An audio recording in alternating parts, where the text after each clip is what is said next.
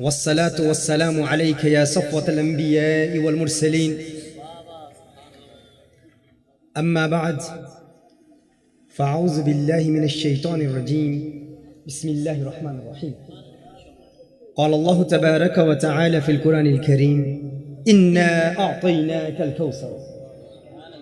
وقال الله تبارك وتعالى في القرآن الكريم في مقام آخر: ونزلنا عليك الكتاب تبيانا لكل شيء. صدق الله العظيم وبلغنا رسوله النبي الكريم. وقد صدقت أنت يا سيدي يا سيدي يا سيدي يا سيدي يا مكي يا مدني يا عربي يا قرشي يا هاشمي، ويا سيدنا يا سيدنا يا سيدنا يا حبيبنا يا طبيبنا يا حبيب المصطفى المجتبى صلی اللہ علیہ وآلہ وسلم. لائق صد احترام علماء کرام، انتہائی عزت و توقیر کے لائق ثناخانان مصطفیٰ صلی اللہ علیہ وسلم، ارباب علم و بصیرت، صاحبان عقل و دانش،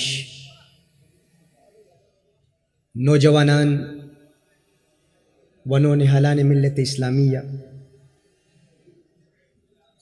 اور وہ تمام احباب جن کی پرخلوص کاوشوں اور انتھک محنتوں سے آج کی یہ پرنور بزم عشق مصطفیٰ صلی اللہ علیہ وسلم پورے تزک و احتشام سے منائی جا رہی ہے. السلام علیکم ورحمۃ اللہ وبرکاتہ. میں اولاً دل کے تھا گہرائیوں سے ہدیہ تہنیت و تشکر پیش کرنا چاہوں گا جناب حافظ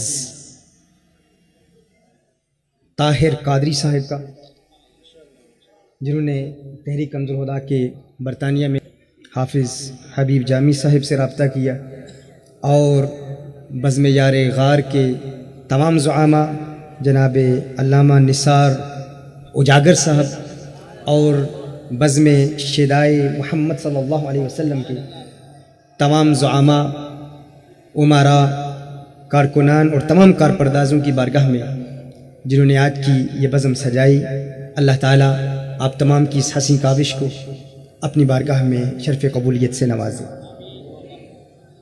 بزم اس عروج پر ہے. حافظ طاہر قادری صاحب نے جو سما باندھا ہے، ان کے حسین انداز کے بعد، خوبصورت کلام پیش کرنے کے بعد، اور پھر علامہ طاہر حیدری صاحب نے، علامہ طلحہ حیدری صاحب حافظہ اللہ تعالی نے میرے متعلق جو کچھ کہا، یقیناً میں اپنے اندر اس کا استحقاق نہیں دیکھتا. یہ آپ احباب کی محبت ہے، آپ کی چاہت ہے. چونکہ اس خاص محفل کے لیے مدعو کیا گیا ہے اور ایک خاص موضوع دیا گیا ہے، اس پر چند معروضات عرض کرنے کی سعادت حاصل کروں گا. اللہ جل وعلا سے دعا ہے کہ خلاق کائنات ہمیں حق ہی کو اپنا عقیدہ بنانے کی توفیق عطا فرمائے. قرآن کریم کی جس آیہ مبارکہ کو سرنامہ سخن کی حیثیت سے تلاوت کرنے کا شرف حاصل ہوا، اس آیہ پر میرے 9 لیکچرز، 9 سپیچز اوریڈی تفصیلی 2 گھنٹے کے، 2.5 گھنٹے کے لیکچرز اس آیہ پر میں ڈیلیور کر چکا ہوں. انا اعطیناک الکوثر جو ایک عرصے سے نشر ہو رہے ہیں. اس کی ابتدا غالباً برطانیہ سے ہوئی تھی، پھر ہالینڈ میں، پھر کینیڈا میں، پھر اس کے بعد اسی موضوع پر ہندوستان میں 6 لیکچرز ڈیلیور ہو چکے ہیں جو ابھی نشر بھی کیے جا رہے ہیں، اور آپ میں سے اکثر احباب وہ لیکچر دیکھتے ہیں. تو مجھے کہا گیا ہے کہ اسی موضوع کو جاری رکھیں اور تلک عشرہ کاملہ کر دیں تاکہ 10 لیکچرز اس پر مکمل ہو جائیں.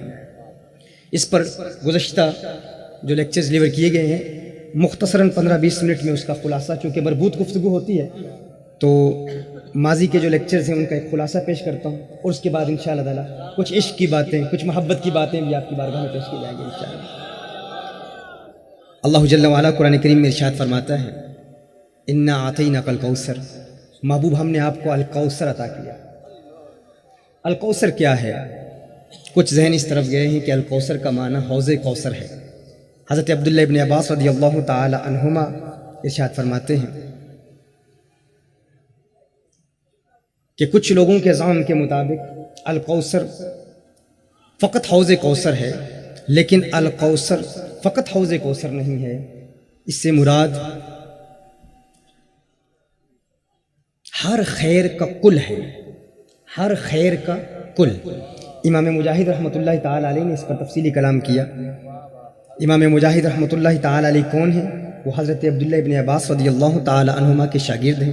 حضرت عبداللہ ابن عباس رضی اللہ تعالی عنہما نے براہ راست حضور اکرم صلی اللہ علیہ وسلم سے قرآن کریم کی تفسیر پڑھی، اور حضرت عبداللہ ابن عباس رضی اللہ تعالی عنہما نے پھر امام مجاہد کو علم تفسیر پڑھایا۔ وہ علم تفسیر جو انہوں نے حضرت عبداللہ ابن عباس رضی اللہ تعالی عنہما سے پڑھا، جنہوں نے براہ راست مشکات نبوت، کونین کے والی، خسرو خوباں، سیاح لامکاں، نازش ہر دو جہاں صلی اللہ علیہ وسلم سے براہ راست جو علم حاصل کیا، اس علم کی روشنی میں امام مجاہد فرماتے ہیں انا اعطیناک الکوثر ای الخیر کلہ، محبوب ہم نے آپ کو الکوثر عطا کیا۔ الکوثر کا معنی کیا ہے؟ فرمایا الکوثر کا معنی یہ ہے ای الخیر کلہ، یعنی ہر خیر کا کل عطا فرما، ہر وہ چیز جس میں خیر ہے، ہر وہ چیز جس میں اچھائی ہے، ہر وہ بات جس میں بھلائی ہے، ہر خیر کا کل عطا فرمایا، کسی خیر کا بعض نہیں عطا فرمایا، ہر خیر کا کل عطا فرمایا۔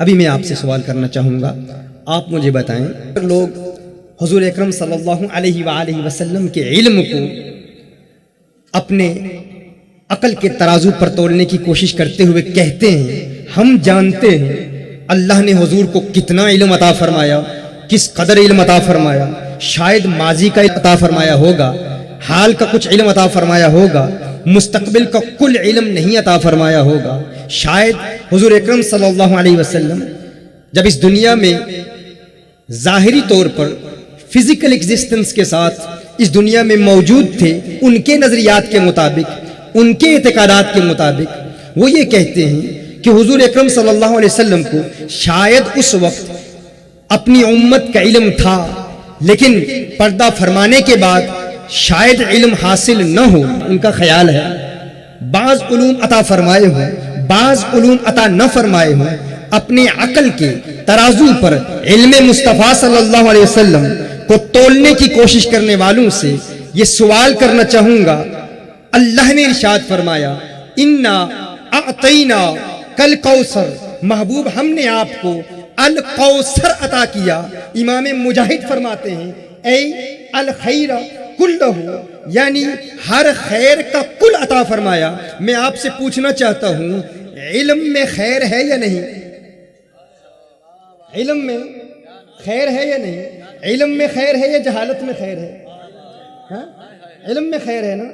اچھا، کسی کو اللہ علم دے تو اس میں خیر ہے یا جہالت میں خیر ہے؟ جاہل ہونے میں خیر ہے یا عالم ہونے میں خیر ہے؟ اللہ جل وعلا علم غیب رکھتا ہے نا، اللہ عالم الغیب ہے تو اللہ کے پاس خیر ہے نا، تو اللہ کے پاس علم غیب ہے، پتہ چلا علم غیب خیر ہے، آپ سب تسلیم کرتے ہیں علم غیب خیر ہے۔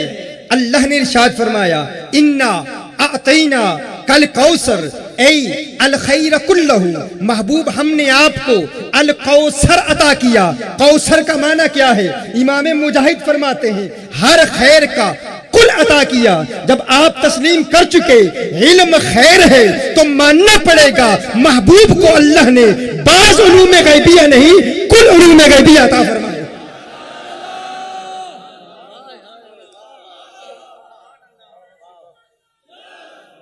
کتنا علم عطا فرمایا، کس قدر علم عطا فرمایا؟ فرمایا وَعَلَّمَكَ مَا لَمْ تَكُنْ تَعْلَمْ وَكَانَ فَضْلُ اللَّهِ عَلَيْكَ عَظِيمًا۔ میرے پیارے، تیرے رب کا تجھ پر فضل عظیم ہوا، تیرے رب کا تجھ پر کرم عظیم ہوا، تیرے رب کی تجھ پر عنایت ہوئی، اور وہ کیا تھا کہ تیرے رب نے تجھے کائنات کے ذرے ذرے اور زمین کے چپے چپے کا علم عطا فرما دیا، ہر شے کا علم عطا فرما دیا، ہر چیز کا علم عطا فرما دیا۔ اے الخیر کلہ۔ اب ذہن میں ایک سوال پیدا ہوتا ہے، کچھ لوگوں نے، یہاں کراچی کے ہی کچھ لوگوں نے، کچھ اہل سنت کہلوانے والوں نے انہوں نے کہہ دیا کہ قرآن میں ہر شے کا علم نہیں ہے، ہر چیز کا علم نہیں ہے. اس پر کافی کلام کیا. اچھا، یہاں پر آپ سے یہ سوال بھی کرنا چاہتا ہوں، آپ بتائیں قرآن میں خیر ہے یا نہیں؟ خیر ہی خیر ہے نا، قرآن کل خیر ہے. کچھ ماڈرن مائنڈز نے یہاں تک کہہ دیا کہ حضور اکرم صلی اللہ علیہ وسلم کو اللہ جل وعلا نے سائنسی علوم کا علم نہیں دیا. اور پھر یہی لوگ ٹی وی چینلز پر آ کر غیر مسلموں کو دین کی دعوت دیتے ہیں اور قرآن و سنت کے ذریعے ماڈرن سائنٹیفک ریسرچ کو قرآن سے پیش کرتے ہیں اور کہتے ہیں ہماری دلیل قرآن ہے. ہم قرآن کے ذریعے آپ کو بتائیں گے کہ اللہ جل وعلا نے وہ تمام باتیں جن تک تمہیں آج رسائی حاصل ہو رہی ہے، وہ تمام ماڈرن سائنٹیفک ریسرچ یا ڈسکوریز جنہیں تم آج ڈسکور کر رہے ہو، اللہ نے قرآن کریم میں اسے پہلے بیان فرما دیا تھا. لہٰذا ہم ایسٹرونومی کا علم قرآن سے ثابت کرتے ہیں، فزکس کا علم قرآن سے ثابت کرتے ہیں، فزیولوجی کا علم وہ قرآن سے ثابت کرتے ہیں، اوشنالوجی کا علم قرآن سے ثابت کرتے ہیں، اور دعویٰ یہ کرتے ہیں چونکہ ماڈرن سائنٹیفک ڈسکوریز کے ذریعے ہم نے ان چیزوں کو سمجھا اور قرآن کے ذریعے کیونکہ قرآن کریم کی تفسیر کے تحت ہی بیان کرتے ہیں، وہ کہتے ہیں ان چیزوں کا علم قرآن میں تو ہے لیکن حضور کو ان کا علم نہیں تھا. اسٹرونومی کا ذکر قرآن میں ہے، وہ کہتے ہیں ہم تو سمجھتے ہیں اور قرآن کی روشنی میں ہی سمجھتے ہیں، لیکن حضور اکرم صلی اللہ علیہ وسلم کو ان چیزوں کا علم نہیں تھا. احکام شریعت بیان فرمائے، فرض بیان فرمائے، فرائض واجبات ان کا حکم بیان فرما دیا، یہ کرنا ہے اس کا حکم بیان فرما دیا، یہ نہیں کرنا اس کا حکم بیان فرما دیا. لیکن چونکہ حضور اکرم صلی اللہ علیہ وسلم کے دور میں آج سے 1400 سال قبل یہ ماڈرن سائنٹیفک ٹیکنالوجی ہی نہیں تھی تو حضور کو ان چیزوں کا علم نہیں تھا. آج ہم فن تفسیر پڑھتے ہیں اور قرآن کریم کی آیات پڑھ کر سائنٹیفک ریسرچ کو قرآن سے ثابت کرتے ہیں، گویا حضور کو علم نہیں تھا، آج کے ملا کو اس کا علم ہے. یہ ان کا دعویٰ ہے. تو میں آپ سے پوچھنا چاہتا ہوں، امام مجاہد قرآن کو زیادہ سمجھتے ہیں یا دور حاضر کا ملا زیادہ سمجھتا ہے؟ امام مجاہد زیادہ سمجھتے ہیں نا. تو امام مجاہد فرماتے ہیں انا اعطینا کل کوثر ای الخیر کلہ، ہم نے آپ کو الکوثر عطا کیا، یعنی ہر خیر کا کل عطا کیا. اور آپ خود فرما رہے ہیں قرآن خیر ہے تو ماننا پڑے گا اللہ نے محبوب کو قرآن کا بعض علم نہیں عطا فرمایا، کل علم عطا فرمایا، ہر علم عطا فرمایا. یعنی اگر قرآن میں ایسٹرونومی کا علم ہے تو حضور ایسٹرونومی بھی جانتے ہیں، اگر قرآن میں فزکس کا علم ہے تو حضور فزکس بھی جانتے ہیں، اگر قرآن میں فزیالوجی کا علم ہے تو حضور فزیالوجی بھی جانتے ہیں، اگر قرآن میں اوشنالوجی کا علم ہے تو حضور اوشنالوجی بھی جانتے ہیں، اگر قرآن میں زوالوجی کا علم ہے تو حضور زوالوجی بھی جانتے ہیں، اگر قرآن میں ہائیڈرالوجی کا علم ہے تو حضور ہائیڈرالوجی بھی جانتے ہیں، اگر قرآن میں باٹنی کا علم ہے تو حضور باٹنی بھی جانتے ہیں، اگر قرآن میں کیمسٹری کا علم ہے تو حضور کیمسٹری بھی جانتے ہیں، اگر قرآن میں میڈیسن کا علم ہے تو حضور میڈیسن بھی جانتے ہیں. تم کہتے ہو حضور نہیں جانتے، میں کہتا ہوں انا آتینا کل کوثر ای الخیر کلہ، محبوب ہم نے آپ کو الکوثر عطا فرمایا، یعنی ہر خیر کا کل عطا فرمایا. قرآن خیر ہے تو حضور ہر سائنسی حقیقت کو جانتے ہیں. رب کعبہ کی قسم، جن سائنسی حقائق تک تمہیں آج رسائی حاصل ہوئی ہے، آج سے 1400 سال پہلے انہی سائنٹیفک حقائق کو آمنہ کے لال نے مدینے کی گلیوں میں بیان فرما دیا تھا. نعرہ رسالت، نعرہ رسالت.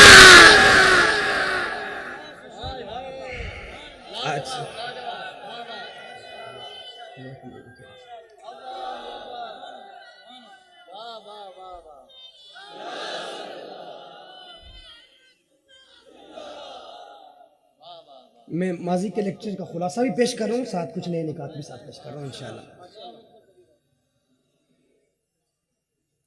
یہ دعویٰ کرنا کہ حضور نہیں جانتے سائنسی حقائق کو، ہم جانتے ہیں، تو میں ان سے پوچھنا چاہتا ہوں، اللہ قرآن میں ارشاد فرماتا ہے وَنَزَّلْنَا عَلَيْكَ الْكِتَابَ تِبْيَانًا لِكُلِّ شَيْءٍ. محبوب اعلیٰ حضرت رحمہ اللہ نے انباء الحی میں اس پر پورا ایک چیپٹر باندھا ہے کہ قرآن میں جو ہر شے کا علم ہے ہر ایک کے لیے نہیں ہے، حضور کے لیے ہے. وہ کہتے ہیں نا کہ ہم نے قرآن کو دیکھا، ہمیں ہر شے کا علم نہیں نظر آتا.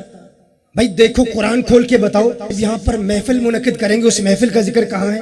کہا جاتا ہے یہ قرآن ہے. میں قرآن کھول کے پوچھتا ہوں بتاؤ یہاں کہاں لکھا ہے بزم یار غار کا ذکر کہاں ہے؟ یہاں بزم شہدائے محمد صلی اللہ علیہ وسلم کا ذکر کہاں ہے؟ تم کہتے ہو قرآن میں ہر شے کا علم ہے. جب حضور تمام قرآن کو جانتے ہیں تو پھر حضور کو اللہ نے ہر شے کا علم عطا فرمایا. ہمیں نظر کیوں نہیں آتا؟ ہمیں دکھائی کیوں نہیں دیتا؟ نہیں کہا جاتا ہے. تو یاد رکھیے قرآن میں جو ہر شے کا علم ہے ہر ایک کے لیے نہیں ہے، یہ حضور کے لیے ہے، یہ ہمارے آقا کے لیے ہے، وہ جانتے ہیں. اور کتنا علم ہے. حضرت حسن بصری رحمت اللہ تعالی علیہ وہ ارشاد فرماتے ہیں تمام قرآن کا علم سورہ فاتحہ میں ہے، تمام سورہ فاتحہ کے علم بسم اللہ الرحمن الرحیم بسملہ میں ہے، اور تمام بسم اللہ کا علم با کے نقطے میں ہے. کہا جاتا ہے ارے ہمیں نظر نہیں آتا، ہمیں دکھائی نہیں دیتا. اس کی ایک مثال سماعت فرما لیجئے. ہمارے پاس میرے لیکچرز ہیں، یہ جو بھی پورا ہمارا پروگرام ہو رہا ہے، ہندوستان کا دورہ ہے، امریکہ کا دورہ ہے، دیگر ممالک کا دورہ، تو اس پر انہوں نے ہمارے تحریک کے کارکنان نے کچھ DVDs بنائی ہوئی ہیں. تو اس میں تمام دورہ جو ہے وہ محفوظ ہوتا ہے، تمام لیکچرز محفوظ رکھے جاتے ہیں.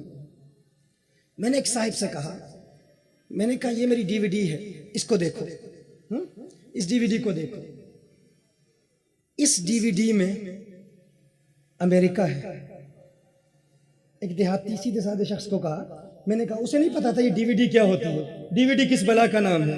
میں نے DVD دکھائی جس طرح یہ فون ہے. میں نے کہا یہ DVD دیکھو، اس میں امریکہ ہے، اس میں پاکستان ہے، اس میں کراچی ہے، اس میں ہندوستان ہے، اس میں UK ہے. اس نے کہا پاگل انسان اپنی عقل کا علاج کرا، اس میں تو مجھے کچھ نظر نہیں آتا.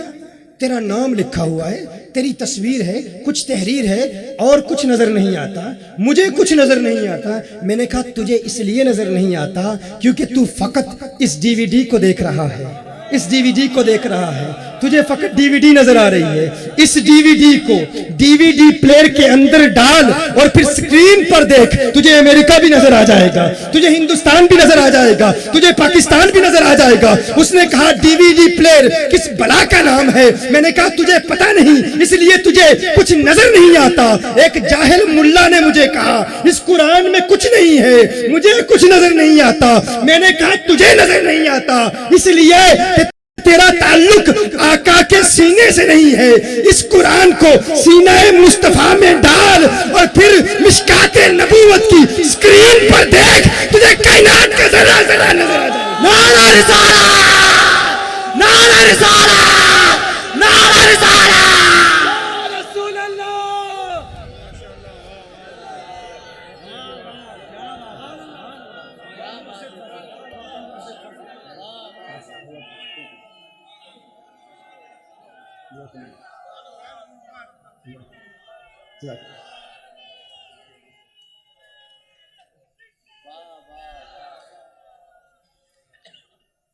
اب جسے صوفیاء سے تعلق ہی نہ ہو، ہاں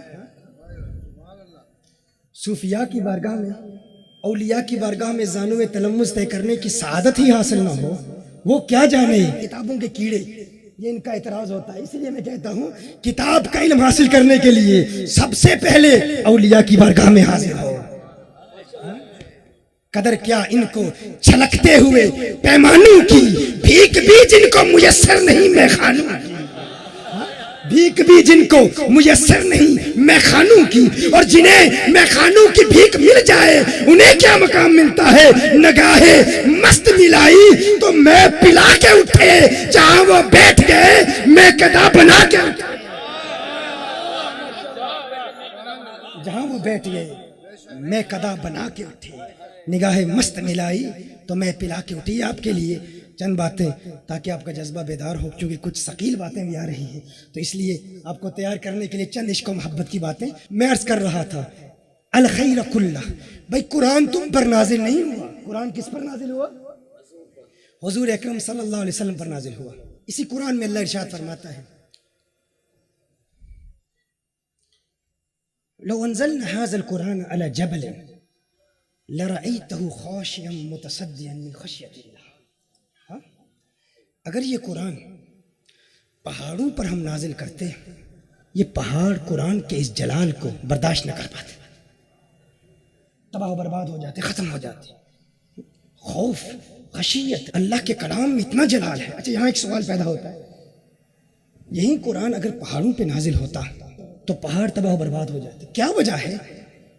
حافظ نے اپنے دل میں اس قرآن کو محفوظ رکھا ہوا ہے. وہ اثر جو پہاڑوں پر پڑتا آپ کے دل پر کیوں نہیں پڑ رہا؟ کبھی اس بات پر غور کرنے کی کوشش کی؟ آپ بھی حافظ صاحب ہیں نا، بے شمار حفاظ بیٹھے ہوں گے یہاں پر. کتنے حفاظ ہیں؟ ذرا ہاتھ اوپر کیجیے. ماشاءاللہ. بھائی ہماری مسجد کا یہ 13-14 سال کے بچے قرآن کو اپنے دل میں محفوظ کر لیتے. اللہ ارشاد فرما رہے پہاڑ تباہ و برباد ہو جاتے، پہاڑ قرآن کے جلال کو برداشت نہیں کر سکتے. حافظ قرآن کو دل میں سنبھال لیتا ہے، محفوظ کر لیتا ہے. وہ قرآن پڑھتا ہے تو اسے سکون ملتا ہے، اس کے دل پر سکینہ نازل ہوتا ہے. حضور نے ارشاد فرمایا. یہ کیا وجہ ہے؟ یہ کیسے ممکن ہے؟ دیکھیے کبھی آپ نے کراچی میں سخت گرمی ہوتی، عین دوپہر کے وقت جب سورج پیک پر ہوتا ہے، آپ سورج کو دیکھتے ہیں، سورج کی روشنی کو ضیاء کہتے ہیں.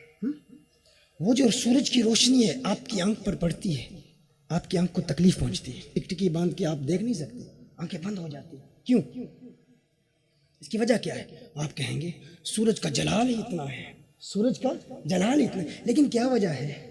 جب رات کے وقت سورج کی وہی روشنی چاند پر پڑتی ہے، آپ چاند کو دیکھتے ہیں تو آپ کی آنکھوں میں ٹھنڈک محسوس ہوتی ہے. کیا وجہ ہے؟ سکون ملتا ہے. سورج کو منیر کہتے ہیں، چاند کو مستنیر کہتے ہیں. سورج کو کیا کہتے ہیں؟ منیر. چاند کیا ہے؟ مستنیر. سورج کی روشنی کو ضیاء کہتے ہیں، چاند کی روشنی کو نور کہتے ہیں. سورج کی روشنی میں جلال ہے، سورج جلالی ہے، چاند جمالی ہے. چاند کیا ہے؟ جمالی ہے. جب سورج کی جلال والی روشنی چاند کے جمال والے سینے پر پڑتی ہے، جب جلالی روشنی جمالی چاند پر پڑتی ہے، ہم اس چاند کو دیکھتے ہیں. وہی روشنی اگر براہ راست ہماری آنکھوں پر پڑتی ہے ہمیں تکلیف محسوس ہوتی ہے، لیکن جب چاند کے وسیلے سے اسی روشنی کو ہم دیکھتے ہیں ٹھنڈک محسوس ہوتی ہے. اللہ کا کلام جلالی ہے، میرے آقا کا سینہ جمالی ہے. اللہ کا جلالی کلام جب آقا کے سینے پہ آتا ہے، حافظ قرآن سینہ مصطفیٰ کے وسیلے سے جب اس قرآن کو حاصل کرتا ہے دل میں ٹھنڈک محسوس کرتا ہے. نعرہ تکبیر، نعرہ رسالت، علماء اہل سنت. تو کہتا ہے مجھے دکھاؤ قرآن میں، یہ قرآن تجھ پر نازل ہی نہیں ہوا. کیوں؟ تو اسے برداشت ہی نہیں کر پاتا بغیر وسیلہ مصطفیٰ کے. اگر قرآن کے علم تک رسائی حاصل کرنا چاہتا ہے تو کونین کے والی کے وسیلے کو تسلیم کر لے، وسیلے کو مان لے. ان کے وسیلے کے بغیر قرآن کو تو سمجھ ہی نہیں پاتا. یہ ناممکن ہے، یہ پاسبل ہی نہیں ہے. اگر قرآن کا نور تجھے ملا ہے تو حضور کے وسیلے سے ملا ہے. مزید آگے بڑھتے ہیں. میں آپ سے پوچھنا چاہتا ہوں، کیا تاریکی میں خیر ہے یا روشنی میں خیر ہے؟ نور خیر ہے یا اندھیرے میں خیر ہے؟ نور میں خیر ہے نا. اچھا کچھ ذہن اس طرف جاتے ہیں اللہ نے حضور کو نور بنایا. اچھا نور حسی ہیں یا نور معنوی ہیں؟ بعض اعتبارات سے نور ہوں گے، بعض اعتبارات سے نور نہیں ہوں گے. حضور کا ظاہر نور ہو سکتا ہے، شاید باطن نہیں، یا باطن نور ہے ظاہر نہیں. حضور اکرم صلی اللہ علیہ وسلم اگر نور ہیں تو کیا جسمانی اعتبار سے نور ہیں یا نور ہدایت ہیں؟ وہ لوگ قرآن کریم کی انہی آیات کو پڑھ کر کہتے ہیں ہاں المطلق یجری علی اطلاقہ ہی. یہ اصول تو انہیں آتے ہی نہیں نا. وہ قرآن کو پڑھ کے کہتے ہیں ارے نور ہیں لیکن کسی اعتبار سے نور ہو سکتے ہیں, کسی اعتبار سے نور نہیں ہو سکتے. میں کہتا ہوں حضرت عبداللہ ابن عباس رضی اللہ تعالی عنہما نے امام مجاہد کو جو علم پڑھایا, اس کی روشنی میں کہتا ہوں, امام مجاہد فرماتے ہیں انا اعطینا کل کوثر ای الخیر کلہ, محبوب ہم نے آپ کو الکوثر عطا کیا. الکوثر کیا ہے؟ ای الخیر کلہ, ہر خیر کا کل عطا فرمایا, کسی خیر کا بعض عطا نہیں فرمایا. جب آپ تسلیم کر چکے اندھیرے میں کوئی خیر نہیں, نور میں خیر ہے, اور محبوب کو اگر نور بنایا تو ہر اعتبار سے نور بنایا. حضور کل نور ہے, بعض نور نہیں. یعنی حضور کی آنکھیں بھی نورانی, حضور کی زلفیں بھی نورانی, حضور کے لب بھی نورانی, لبوں پر تبسم کی سجاوٹ بھی نورانی, حضور کے ہاتھ نورانی, حضور کا جسم نورانی, حضور عالم خواب کے نور, عالم بیداری کے نور, ان کا جاگنا نور, ان کا سونا نور, ان کا چلنا نور, ان کا اٹھنا نور, ان کا بیٹھنا نور. ارے ان کا نور ہونا تو کجا تیری نسل پاک میں ہے. بچہ بچہ نور کا تو ہے, اینا نور تیرا سب گھرانہ نور. نعرہ رسالت. حضور اکرم صلی اللہ علیہ وسلم ہر اعتبار سے نور ہے. کیوں؟ ای الخیر کلہ. ایک ہی آیت ہے انا آتینا کل کوثر, اسی ایک آیت سے کتنے مسائل حل ہو رہے ہیں, ایک ہی آیت سے. میں آپ سے پوچھنا چاہتا ہوں, مختار ہونے میں خیر ہے یا محتاج ہونے میں خیر ہے؟ بتائیے. کسی کے پاس کوئی اختیار نہیں تو اس کے پاس کوئی خیر ہے نہیں. مختار ہونے میں خیر ہے نا, اختیارات رکھنے میں خیر ہے, مختار ہونے میں خیر ہے. امام مجاہد فرماتے ہیں انا اعطینا کل کوثر ای الخیر کلہ, محبوب ہم نے آپ کو الکوثر عطا کیا. الکوثر کا معنی کیا ہے؟ ہر خیر کا کل عطا کیا, کل عطا کیا. ہر بعض اعتبارات سے حضور کو اختیارات دیے گئے, کچھ تصرفات دیے گئے, کچھ نہیں دیے گئے. کیا تصرفات دیے گئے؟ ظاہری حیات میں کسی کی مدد کرنا چاہیں شاید کر سکتے ہوں, لیکن وصال ظاہری کے بعد شاید اختیار نہ دیا گیا ہو. میں کہتا ہوں نہیں نہیں, ای الخیر کلہ, ہر خیر کا کل عطا فرمایا. تو ماننا پڑے گا اگر مختار ہونے میں خیر ہے تو حضور مختار کل بھی ہے. ہر شے پر اختیار, چاند پر بھی اختیار, ستاروں پر بھی اختیار, سورج پر بھی اختیار, انسانوں پر بھی اختیار, نباتات پر بھی اختیار, جمادات پر بھی اختیار, حیوانات پر بھی اختیار, کائنات کے ذرے ذرے پہ اختیار. ارے ان کے اختیارات کا عالم تو یہ ہے کہ جب بریلی کا کلندر ان کے اختیارات کو دیکھتا ہے تو اعلیٰ حضرت فرماتے ہیں میرے آقا کو اللہ نے سماعت دی تو سماعت بھی کلی, علم دیا علم بھی کلی, تصرفات دیے تصرفات بھی کل, ہر اعتبار سے کل, حسن بھی کل, قوت بھی کل, طاقت بھی کل, رحمت بھی کل, ہر اعتبار سے کل. پھر کہا بریلی کے محدث نے وجد میں آ کر زمین و زماں تمہارے لیے, مکین و مکہ تمہارے لیے, چنین و چنا تمہارے لیے, بنے دو جہاں تمہارے لیے, دہن میں زباں تمہارے لیے, بدن میں ہجا تمہارے لیے, ہمارے جہاں تمہارے لیے, اٹھے بھی وہاں تمہارے لیے, جنا میں چمن چمن میں سمن, سمن میں پھبن, پھبن میں دلہن, سزائے مہن پیسے منن, یہ امن و امان تمہارے لیے. اور جب کل کے فلسفے کو سمجھایا تو بتایا اصالت کل, امامت کل, اصالت کل, امامت کل, سیادت کل, امارت کل, حکومت کل, ولایت کل, خدا کے یہاں تمہارے لیے. نعرہ رسالت. کل ہے, ہر شے کا علم عطا فرمایا, تمام تصرفات عطا فرما دی, ہر چیز کا تصرف و اختیار عطا فرما دیا. انا آتینا کل کوثر ای الخیر کلہ, ہر خیر کا کل عطا, کسی خیر کا بعض عطا نہیں فرمایا, ہر خیر کا کل عطا فرما دیا. کچھ لوگ حیران پریشان, ارے یہ کیسے ممکن ہے, یہ کیسے ممکن ہے؟ محفل منا رہے حضور کی محفل, یہ ساری قوتیں تو اللہ کی ہیں, ایسا کیسے ممکن ہو سکتا ہے کہ اللہ نے حضور کو ہر شے کا علم دے دیا, تمام تصرفات عطا فرما دی, تمام قوت عطا فرما دی. اچھا کچھ لوگ اس حوالے سے بھی پریشان ہو جاتے ہیں کہ اتنی حضور کی تعریف کر دی, کہیں ایسا نہ ہو اللہ ناراض ہو جائے. ہاں یہ بھی ایک تصور ہے نا, حضور کی تعریف میں غلو کر دیا اللہ ناراض ہو جائے گا؟ تو یاد رکھیے پہلی تو بات یہ ہے ان کا مقام علو اتنا ہے کہ غلو کیا ہی نہیں جا سکتا. علو علو عین کے ساتھ، عین کے ساتھ علو اتنا ہے، اتنے اعلیٰ ہے، غلو ممکن ہی نہیں ہے. اس ایک نقطے کو سمجھو، عین اور غین میں ایک ہی نقطہ ہے. ہاں ہم دعا لکھتے رہے، وہ دغا پڑھتے رہے، ایک نقطے نے محرم سے مجرم بنا دیا. علو علو اور تم اسے غلو کہتے ہو. میں ایک جملہ ایڈ کرتا ہوں، اب اپنے دل کے دریچوں کو کھول لو. یہ جملہ بھیج رہا ہوں، دیکھتا ہوں کون عاشق اسے سنبھالتا ہے خانہ ادراک میں. یہ ابھی کہہ رہا ہوں، تم کہتے ہو غلو کر رہے ہو، میں کہتا ہوں ان کا مقام علو اتنا ہے جو اسے غلو کہے وہ الو ہے، الو ہے، الو ہے. بے شک باتوں کو بلند کر کے لبیک لبیک لبیک یا رسول، لبیک لبیک لبیک یا رسول، لبیک لبیک لبیک یا رسول. کہا جاتا یہ عین غین اور حمزہ الف آ گیا، الف آ گیا. ہاں جو اپنے عقل کے ترازو پہ آقا کی عظمتوں کو تولنے کی کوشش کرتے ہیں، ہاں وہ الو ہیں، وہ الو ہیں. نئے نقطے نہیں، نئے نقطہ ہے، چھوٹا سا نقطہ ہے. عین پر ایک نقطہ آ گیا تو غلو آ گیا.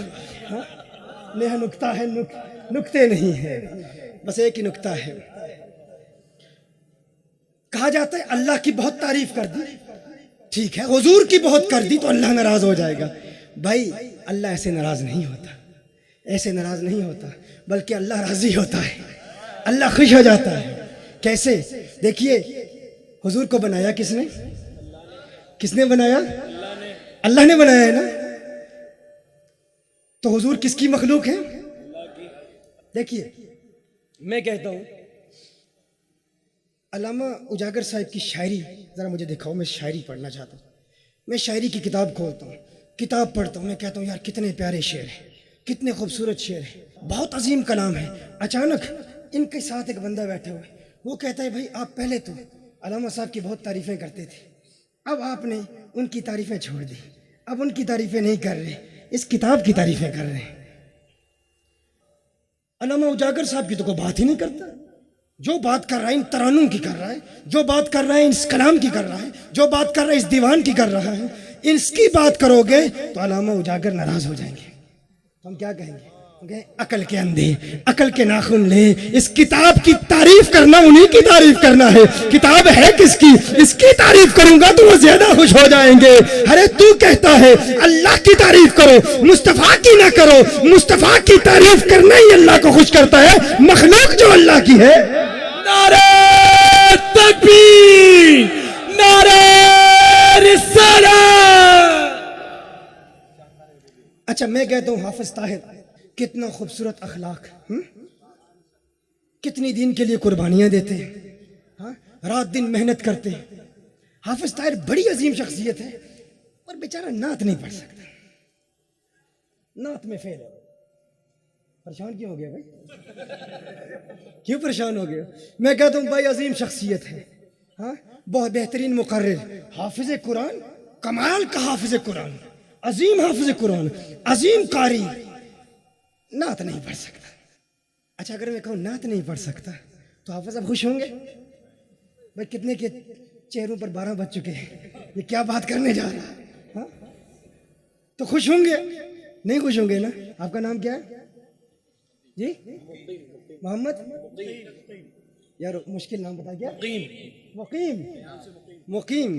اچھا یہ جملہ آپ کی طرف منسوب کر رہا ہوں، اور اب جس انداز میں بیان کروں گا شاید پھر اس کے بعد آپ مقیم نہ رہیں گے یہاں. حافظ طاہر بڑی عظیم شخصیت، مقیم نقشبندی کہتے ہیں، بڑی عظیم شخصیت، کیا فن، کیا کمال، کیا انداز تکلم. نعت نہیں پڑھ سکتا، سب کو یہی کہتے ہیں، نعت خوانی میں فیل ہے. ہاں تو پھر کہتے ہیں مجھے ان سے پیار بھی بڑا. مجھے ان سے محبت بھی بڑی، میں ان کا قریبی ہوں، ان کا دوست ہوں، ان کے قدموں میں بیٹھتا ہوں. بہت عظیم شخصیت ہے لیکن نعت میں فیل ہے. تو کیا حافظ طاہر خوش ہوں گے؟ خوش نہیں ہوں گے. یہ کہیں گے ہر چند کے میری تعریفیں کرتا ہے، لیکن رب کعبہ کی قسم اگر پوری دنیا میں میرا نام لیا جاتا ہے تو نعت خوانی کی وجہ سے ہی لیا جاتا ہے. نعت خوانی میری اسپیشلٹی ہے، یہ میری خصوصیت ہے. میری ساری تعریفیں کر لو لیکن اگر میری نعت خوانی پر اگر زبانیں دراز کی تو تعریفیں کرنے والا میرے ساتھ مخلص نہیں ہے، منافق ہے. کچھ لوگ کہتے ہیں اللہ بڑا کمال والا، اللہ بڑے جلال والا، کیا حسین جنت بنائی، کیا اللہ کے تصرفات، خلاق کائنات، پروردگار عالم، اس کے ایک امر کن سے کائنات بن جائے، گلی کا بھکاری بادشاہ بن جائے، بادشاہ وقت گلی کا بھکاری بن جائے. ہمارا اللہ اللہ اکبر کتنا عظیم ہے. محبوب کو علم غیب نہیں دے سکا، محبوب کو نور نہیں بنا سکا، محبوب کو تصرفات نہیں دے سکا. میں کہتا ہوں حافظ طاہر قادری کی ہر حوالے سے تعریفیں کرو لیکن جو اس کی اسپیشلٹی ہے اس پر اعتراض کرو گے وہ ناراض ہوگا. اللہ بھی فرماتا ہے میری ہر تعریف کر لے لیکن محبوب کا بنانا یہ میری اسپیشلٹی ہے، یہ میری اسپیشلٹی ہے. تو اللہ اللہ ساری رات کہتا رہے، تو نمازیں پڑھتا رہے، تو روزے رکھتا رہے، تو تسبیحات کرتا رہے، تو تکبیرات پڑھتا رہے، تو ورد کرتا رہے، خطابت کر، بیانات کر، تبلیغ کر، شیخ الحدیث بن جا، شیخ القرآن بن جا. میری عظمتوں کے ترانے الاپتا رہے. میرے محبوب کی توہین کی تو تیری نماز تیرے منہ پہ ماری جائے گی، تیرا روزہ تیرے منہ پہ مارا جائے گا. جس طرح حافظ طاہر کی ہر تعریف کر لو، نعت خوانی پر انگشت تنقید اٹھائی یہ ناراض. اللہ کی ہر تعریف کر لو، محبوب کی توہین کی اللہ ناراض. نعرہ رسالت، نعرہ رسالت.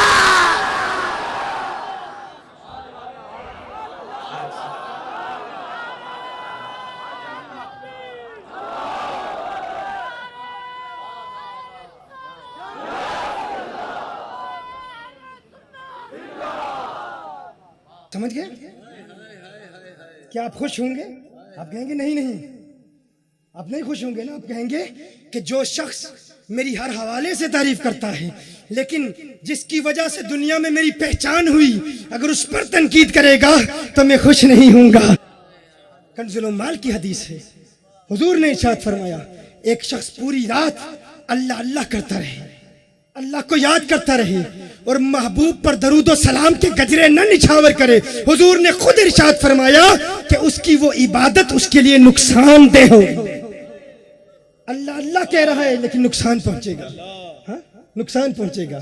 تو اس لیے کبھی اس ذہنی خلش اور فکری ارتباک کا شکار نہ ہوئیے گا. اگر کوئی کہے ارے یہ کیا بات ہے اللہ کی تعریف نہیں کرتے، نہ اللہ کی تعریف ہم کرتے ہیں لیکن حسن مصطفیٰ کی تعریفیں کر کر کے اللہ کو خوش کرتے ہیں، اللہ کو راضی کرتے ہیں. مزید آگے بڑھ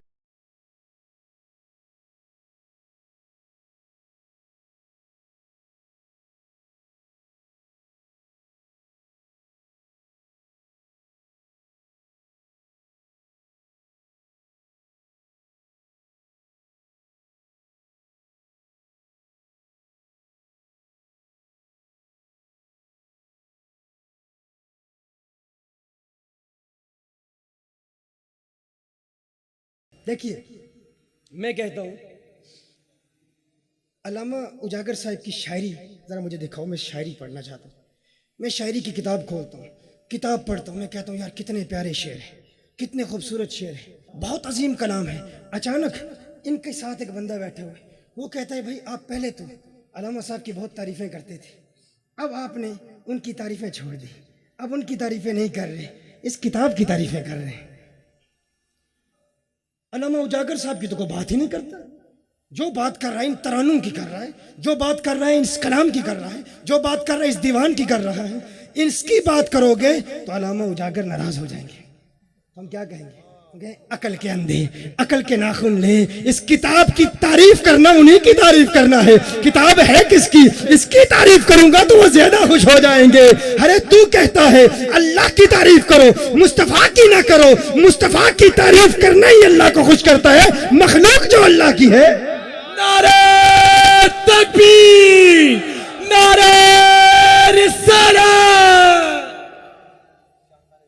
اچھا میں کہتا ہوں حافظ طاہر کتنا خوبصورت اخلاق، کتنی دین کے لیے قربانیاں دیتے ہیں، ہاں رات دن محنت کرتے ہیں.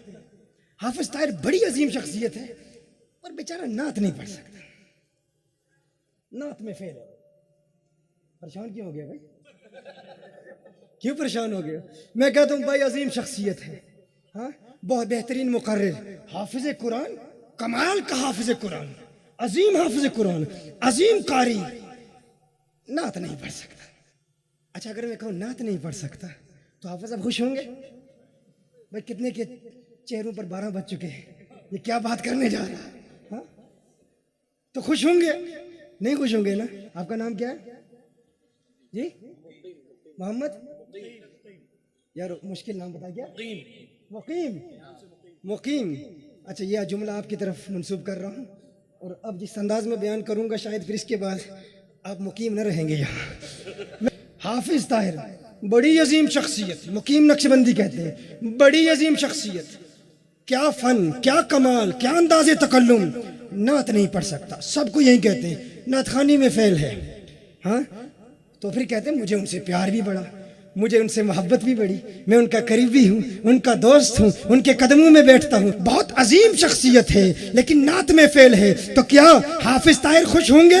خوش نہیں ہوں گے. یہ کہیں گے ہر چند کے میری تعریفیں کرتا ہے، لیکن رب کعبہ کی قسم اگر پوری دنیا میں میرا نام لیا جاتا ہے تو نعت خوانی کی وجہ سے ہی لیا جاتا ہے. نعت خوانی میری اسپیشلٹی ہے، یہ میری خصوصیت ہے. میری ساری تعریفیں کر لو لیکن اگر میری نعت خوانی پر اگر زبانیں تنگ دراز کی تو تعریفیں کرنے والا میرے ساتھ مخلص نہیں ہے، منافق ہے. کچھ لوگ کہتے ہیں اللہ بڑا کمال والا، اللہ بڑے جلال والا، کیا حسین جنت بنائی، کیا اللہ کے تصرفات، خلاق کائنات، پروردگار عالم، اس کے ایک امر کن سے کائنات بن جائے، گلی کا بھکاری بادشاہ بن جائے، بادشاہ وقت گلی کا بھکاری بن جائے. ہمارا اللہ اللہ اکبر کتنا عظیم ہے. محبوب کو علم غیب نہیں دے سکا، محبوب کو نور نہیں بنا سکا، محبوب کو تصرفات نہیں دے سکا. میں کہتا ہوں حافظ طاہر قادری کی ہر حوالے سے تعریفیں کرو لیکن جو اس کی اسپیشلٹی ہے اس پر اعتراض کرو گے وہ ناراض ہوگا. اللہ بھی فرماتا ہے میری ہر تعریف کر لے لیکن محبوب کا بنانا یہ میری اسپیشلٹی ہے، یہ میری اسپیشلٹی ہے. تو اللہ اللہ ساری رات کہتا رہے، تو نمازیں پڑھتا رہے، تو روزے رکھتا رہے، تو تسبیحات کرتا رہے، تو تکبیرات پڑھتا رہے، تو ورد کرتا رہے، خطابت کر، بیانات کر، تبلیغ کر، شیخ الحدیث بن جا، شیخ القرآن بن جا. میری عظمتوں کے ترانے الاپتا رہے. میرے محبوب کی توہین کی تو تیری نماز تیرے منہ پہ ماری جائے گی، تیرا روزہ تیرے منہ پہ مارا جائے گا. جس طرح حافظ طاہر کی ہر تعریف کر لو، نعت خوانی پر انگشت تنقید اٹھائی یہ ناراض. اللہ کی ہر تعریف کر لو، محبوب کی توہین کی اللہ ناراض. نعرہ رسالہ، نعرہ رسالہ.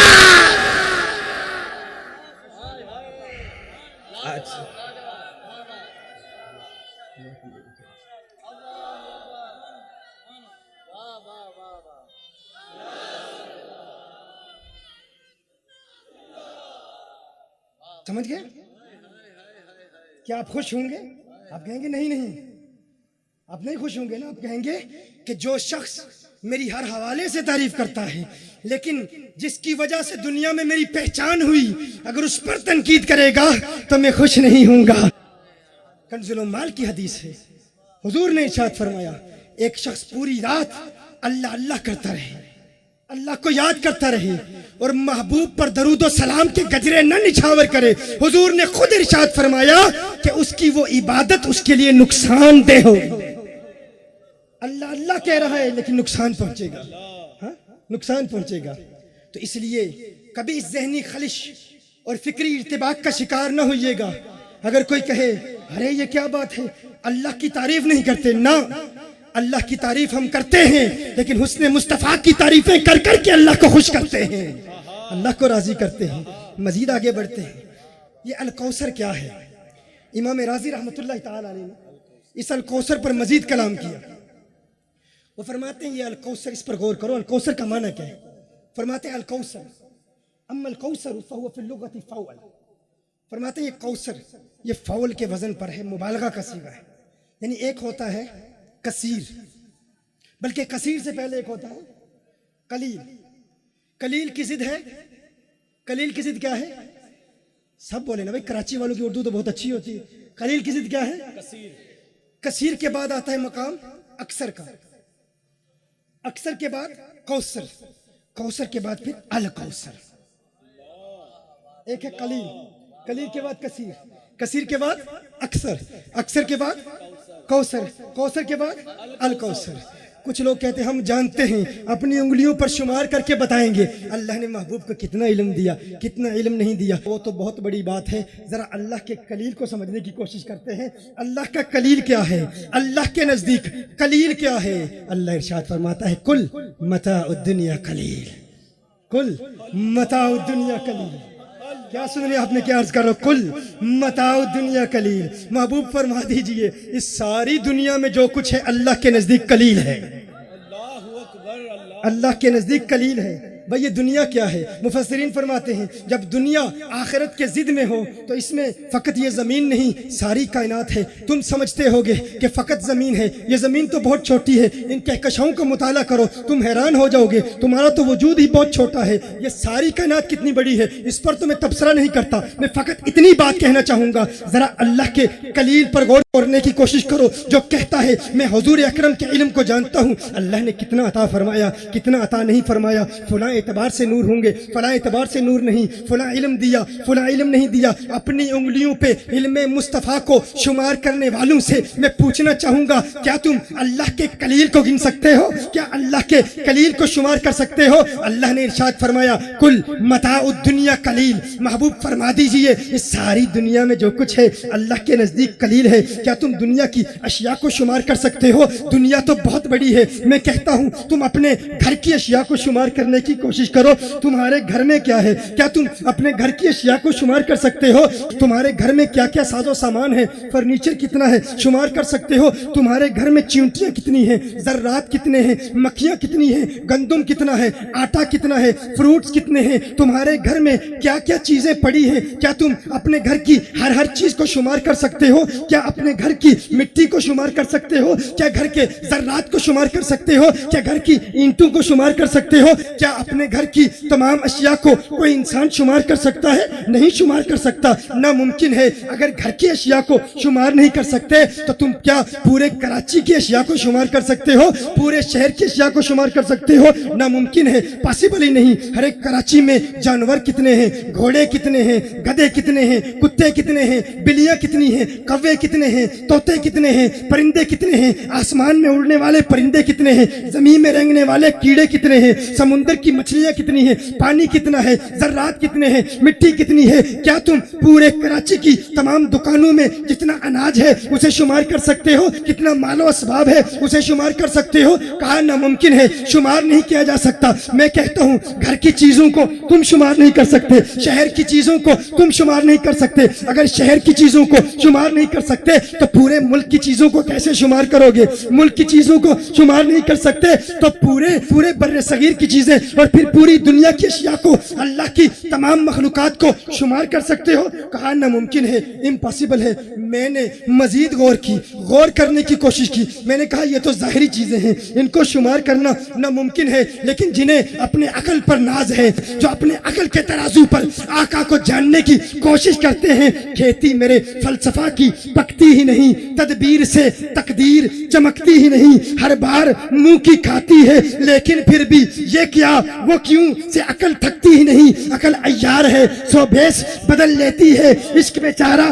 ملا نہ زاہد نہ حکیم، عشق والا کہتا ہے اے عقل کے ترازو پہ آقا کی عظمتوں کو تولنے والے اپنے دماغ پر ہی غور کر لے، اپنی عقل پر ہی غور کر لے۔ میں نے انسان کے دماغ پر غور کرنے کی کوشش کی، فقط انسان کے دماغ میں 100 نہیں، 1000 نہیں، 1 لاکھ نہیں، 1 کروڑ نہیں 1 خرب اعصابی خلیے فقط انسان کے دماغ میں ہیں، جو کہتا ہے میں شمار کر سکتا ہوں 1 خرب اعصابی خلیے فقط انسان کے دماغ میں ہیں۔ انسان کے جسم میں کتنے خلیے ہوں گے؟ انسان کے جسم کے خلیوں کو، انسان کے جسم کے سیلز کو کیا کوئی کاؤنٹ کر سکتا ہے؟ کیا کوئی شمار کر سکتا ہے؟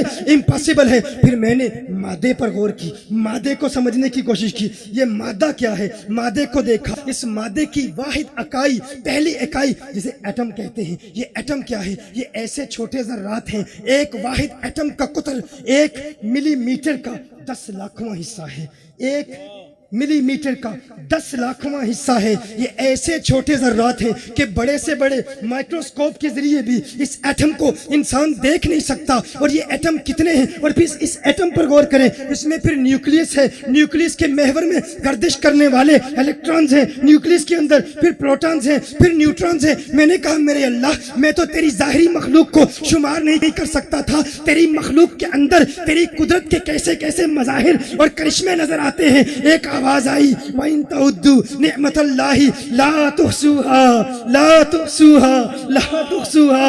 اللہ کی نعمتوں کو شمار کرنے والے انسان، تو اللہ کی نعمتوں کا احساس کر نہیں سکتا، یہ ناممکنات میں سے ہے، امپاسبلٹیز میں ہے۔ میں نے کہا ارے یہ سارا کچھ جتنا بھی ہے جسے میں شمار کرنے کی کوشش کر رہا ہوں، یہ ہے کیا؟ کہا کل متاع الدنیا قلیل، کل متاع الدنیا قلیل۔ یہ الکوثر نہیں، یہ اللہ کا قلیل ہے، یہ اللہ کا قلیل ہے، یہ الکوثر نہیں۔ تو کہتا ہے میں جانتا ہوں الکوثر میں کیا ہے، کتنا علم دیا کتنا نہیں دیا۔ میں کہتا ہوں عقل کے اندے، عقل کے ناخن لے، تو اللہ کے قلیل کو شمار نہیں کر سکتا، اللہ کے کثیر کو کیا شمار کرے گا؟ جب اللہ کے کثیر کو شمار نہیں کر سکتا تو اللہ کے اکثر کو کیا شمار کرے گا؟ جب اللہ کے اکثر کو شمار نہیں کر سکتا تو اللہ کے کوثر کو کیا شمار کرے گا؟ جب اللہ کے کوثر کو شمار نہیں کر سکتا تو آمنہ کے لال کے الکوثر کو کیا شمار کرے گا؟ تکبیر! جہاں چاہے آقا آ سکتے ہیں، جہاں چاہیں جسے چاہیں جلوہ دکھا سکتے ہیں، دکھا سکتے ہیں نا؟ کہا اچھا بھائی مجھے نظر نہیں آتے، میں آقا کو سمجھ نہیں سکتا، دیکھ نہیں سکتا، جان نہیں سکتا، پہچان نہیں سکتا، اگر آتے ہیں تو دکھا دو۔ اچھا یہاں ایک اور بات بتا دوں، ابو لہب نے ایک مرتبہ حضور کو دیکھا، حضور کی توہین کرتے ہوئے کہا آپ بدصورت ہیں علیہ باللہ۔ ابو لہب نے حضور کو دیکھ کر ایک مرتبہ کہا علیہ باللہ آپ بدصورت ہیں۔ آپ جانتے ہیں حضور کا جواب کیا تھا؟ حضور کا جواب کیا تھا؟ حضور نے فرمایا صدقت، تو نے سچ کہا۔ حضور نے کیا فرمایا؟ صدقت، تو نے سچ کہا۔ اب صحابہ حیران ہیں، یا رسول اللہ صلی اللہ علیہ وسلم، نبی کبھی بدصورت ہو نہیں سکتا اور نبی جھوٹا بھی نہیں ہو سکتا، ہاں تو کیا کوئی کذب کی نسبت حضور کی طرف کر سکتا ہے؟ ایسا ممکن نہیں۔ تو حضور سچے بھی ہیں، العیاذ باللہ، بدصورت ہونے کا سوال ہی پیدا نہیں ہوتا۔ تو حضور نے کیوں فرمایا تو نے سچ کہا؟ صحابہ حیران پریشان، حضور سے پوچھا، فرمایا میں آئینہ ہوں، میں آئینہ ہوں، جو مجھے دیکھتا ہے اپنی شکل دیکھتا ہے۔ اس نے مجھے دیکھا، اپنی شکل دیکھی، ابو لہب نے اپنی صورت دیکھی، اس نے کہا تو بدصورت ہے، خود کو بدصورت کہہ رہا تھا، میں نے کہا تو نے سچ کہا ہے، تو نے سچ کہا ہے۔ یقیناً گستاخ رسول بدصورت ہوتا ہے، تو نے سچ کہا، تو بدصورت ہے۔ آج لوگ کہتے ہیں اگر حضور موجود ہیں دکھا دو، اگر موجود ہیں دکھا دو۔ میں کہتا ہوں ابو لہب کے سامنے موجود تھے نا، اسے نظر آئے؟ کیا سن رہے ہو؟ میں کیا عرض کر رہا ہوں؟ میں کہتا ہوں ابو لہب کے سامنے تو مانتے ہو موجود تھے، نظر نہیں آئے۔ ارے اگر گرو کے سامنے موجود تھے وہ نہ دیکھ سکا، یہ چیلا کیوں دیکھنا چاہتا ہے؟ تجھے کاہے دکھاؤں، تجھے کیسے دکھاؤں، تجھے کس طرح دکھا سکتا ہوں؟ نہ گرو دیکھ سکتا ہے نہ چیلا دیکھ سکتا ہے، تیرے نصیب میں نہیں دیدار مصطفیٰ۔ نعرہ رسالت، نعرہ رسالت! تو نہیں دیکھ سکتا، ہاں ان کو دیکھنے کے لیے عشق کی آنکھ چاہیے، ہاں ان کو دیکھنے کے لیے صدیقی فکر چاہیے، ان کو دیکھنے کے لیے صدیق اکبر کا عشق چاہیے۔ ارے فاروق اعظم کے عشق کی اینک لگا کے دیکھ، پھر ہر طرف حسن مصطفیٰ نظر آئے گا۔ اپنے دل کو دیکھ، دل کو پاک کر، خانہ دل کو پاک کر، تو دل کو دیکھتا رہے اور پچھلی رات ہونے دے، تو دل کو دیکھتا رہے اور پچھلی رات ہونے دے۔ جلوس حسن تیری جلوہ گاہ دل سے نکلے گا، میں اپنے دل کو یوں پیشے نظر سیماب رکھتا ہوں کہ میرا چاند جب نکلا اسی منزل سے نکلے گا۔ مدینے کا چاند جب نکلا اسی منزل سے نکلے گا، اور جب وہ مدینے کا چاند نظر آ گیا پھر دل سے ایک ہی آواز آئے گی، کچھ ایسا کر دے میرے کردگار آنکھوں میں ہمیشہ نقش رہے روئے یار آنکھوں میں۔ انہیں نہ دیکھا تو کس کام کی ہے یہ آنکھیں کہ دیکھنے کی ہے ساری بہار آنکھوں میں۔ پھر وہی نظر آئیں گے۔ یہ کیوں راتوں کو محفل سجاتے ہیں، یہ کیوں محافل کا انعقاد کرتے ہیں، یہ کیوں آقا کی عظمتوں کے ترانے الاپتے ہیں؟ انہیں پیار ہو گیا ہے، انہیں محبت ہو گئی ہے، انہیں عشق ہو گیا ہے۔ یہ اسی لیے کہتے ہیں میں شبدوں کی پیاسی، میں چرنوں کی داسی۔ توجہ کیجئے گا آپ کی طبیعت کی ضیافت کے لیے۔ میں شبدوں کی پیاسی، میں چرنوں کی داسی، کبھی لب پہ ڈھولا کبھی ماہیا ہے، میں راتوں کو کوئل کے مانند کوکوں۔ وہ کیوں بلبل کا ترنم سنتے ہو، کیوں راتوں کو کلام پڑھتا ہے، کیوں محفلیں سجاتا ہے؟ یہ بلبل کا ترنم، یہ کوئل کی کوک راتوں کو کیوں سنائی دیتی ہے؟ میں شبدوں کی پیاسی، میں چرنوں کی داسی، کبھی لب پہ ڈھولا کبھی ماہیا ہے، میں راتوں کو کوئل کے مانند کوکوں، کبھی لب پہ ڈھولا کبھی کبھی لب پہ ڈولا کبھی ماہیا ہے۔ وہ جب نظر آ جائے ایک ماہ مدن نورانی بدن، ایک ماہ مدن نورانی بدن۔ دیکھیے میں جانتا ہوں سائنسی باتیں بیان کرتے ہوئے عشق کی بات کو ملانا بڑا مشکل کام ہے، لیکن میں چاہتا ہوں جو عشق سننا چاہتے ہیں وہ شاعری کا بھی مزہ لیں، جو علم سننا چاہتے ہیں وہ علم کا مزہ لیں، جو روحانیت سننا چاہتے ہیں روحانیت کا مزہ لیں، جو فن خطابت کے جوہر دیکھنا چاہتے ہیں وہ خطابت کو بھی سن لیں۔ میں خانہ سخن کا گدائے جدید ہوں، ہر رنگ کی شراب پیالے میں ہے میرے۔ سبحان اللہ سبحان اللہ، کیا کہنے ہیں، حق ہے حق ہے حق۔ گرچہ میں خانہ سخن کا گدائے جدید ہوں، الحمدللہ ہر رنگ کی شراب پیالے میں ہے میرے۔ مجھے لوگوں نے کہا تھا یہ مجمع، یہ جو لوگ ہیں نا یہ ایسا مجمع ہے، تمہیں کسی اور جگہ سٹی میں تقریر کرنی تھی۔ حافظ طاہر نے کہا نہیں، یہ عاشق ہر جگہ بستے ہیں، ہاں عشق والے ہر جگہ ہوتے ہیں۔ کہا پہلی کانفرنس ہو رہی ہے، تم تو یونیورسٹیوں میں بولتے ہو، لاکھوں کے مجموع میں بولتے، یہ ایک ایسا علاقہ قریب سے گزرے تو ڈرائیور کہتا ہے یہاں گولی مار ہے۔ میں نے کہا ارے ارے یہاں گولی مار ہے، یہ تو وہ ایسے جب یہ جہاں نام ہی ایسے ہوں۔ سائنس کی بات تو کوئی سنے گا نہیں، تمہاری تقریروں میں سائنس ہوتی ہے، منطق ہوتا ہے، فلسفہ ہوتا ہے، علمی دلائل ہوتے ہیں۔ میں نے کہا انشاءاللہ تعالی گرچہ میں خانہ سخن کا گدائے جدید ہوں، ہر رنگ کی شراب پیالے میں ہے میرے۔ کیا کہنے ہیں، کیا کہنے ہیں، حق ہے حق ہے حق۔ دیسی شراب بھی ہے، دیسی بھی ہے اور ولایتی بھی ہے، الحمدللہ۔ دیسی بھی ہے ولایتی بھی ہے، ولایت سے آیا ہوں اور ولایتی بھی ہے۔ ولایتی سے مراد کیا، ولیوں والی بھی ہے الحمدللہ، وہ ولایت والی بھی ہے۔ تو میں کہہ رہا تھا جب ان کا دیدار ہوتا ہے پھر انسان کہتا ہے ایک ماہ مدن نورانی بدن نیچی نظریں سب کی خبریں، ایک ماہ مدن نورانی بدن نیچی نظریں سب کی خبریں، وہ دکھا کے پون وہ سنا کے سخن، مرا پھونک گیا سب تن من دھن، سب تن من دھن۔ جب وہ نظر آ جاتے ہیں، کیا کہنے ہیں، جب آقا کا دیدار ہو جاتا ہے پھر یہ کیفیت بن جاتی ہے۔ انا آتینا کل کوثر، محبوب ہم نے آپ کو الکوثر عطا کیا۔ اب جب عطا فرما دیا تو ساری کائنات عطا فرما دی نا، میں نے بتا دیا کائنات کا ذرہ ذرہ عطا فرما دیا اور مالک بنا دیا، مالک بنا دیا۔ اللہ ارشاد فرماتے ہیں وما ارسلنا من رسول الا لیطاع باذن اللہ، ہم نہیں بھیجتے کسی رسول کو مگر یہ کہ وہ اللہ کے اذن سے مطاع ہوتا ہے، اطاعت کیا جاتا ہے۔ یعنی جہاں جہاں تک نبی کی نبوت کی حد ہوتی ہے ہر اس مقام تک نبی کی اطاعت کی جاتی ہے، مطاع ہوتا ہے، اطاعت کیا جاتا ہے۔ اب سوال یہ پیدا ہوتا ہے کہ حضور کی نبوت کی حد کیا ہے، حضور کی نبوت کہاں تک ہے؟ فرمایا ارسلت الی الخلق کافۃ، خلق مصدر ہے، اس پر الف لام تعریف کہا جائے تو مفید استغراق ہوتا ہے، استغراق کا فائدہ دیتا ہے۔ الخلق یعنی ہر وہ چیز جو اللہ کی مخلوق ہے، مجھے ہر اس چیز کی طرف نبی بنا کر بھیجا گیا۔ سبحان اللہ۔ اب اللہ کی مخلوق کیا ہے؟ چاند بھی اللہ کی مخلوق، ستارے بھی اللہ کی مخلوق، حیوانات بھی اللہ کی مخلوق، جنات بھی اللہ کی مخلوق، نباتات بھی اللہ کی مخلوق، یہ تمام اللہ کی مخلوقات ہیں۔ قرآن میں اللہ نے ارشاد فرمایا جس کی طرف نبی بنا کر بھیجا جائے ہر اس چیز کے لیے نبی کی اطاعت واجب ہے تو ماننا پڑے گا۔ جنات بھی حضور کی اطاعت کرتے ہیں، سورج بھی حضور کی اطاعت کرتا ہے، چاند بھی حضور کی اطاعت کرتا ہے، ستارے بھی حضور کی اطاعت کرتے ہیں۔ کیوں؟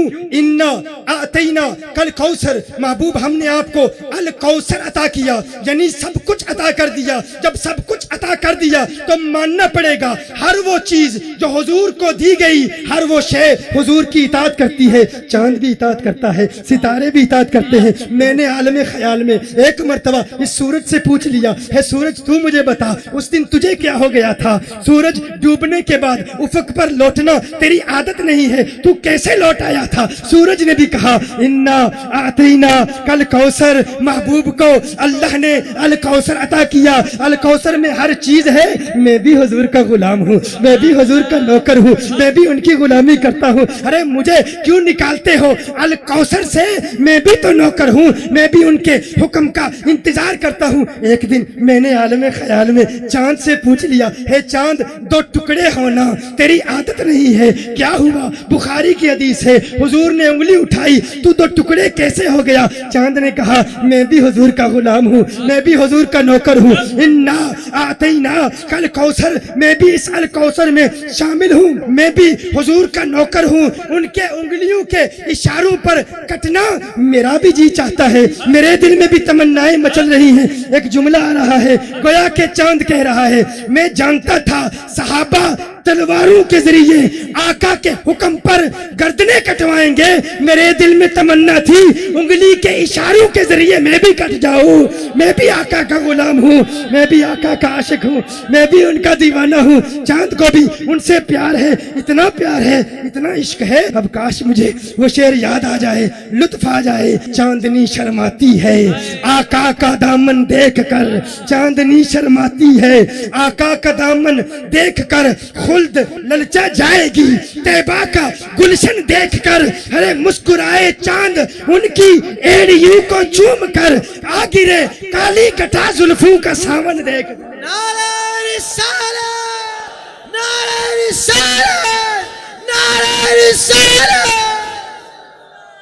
آ گرے کالی گٹھا زلفوں کا ساون دیکھ کر۔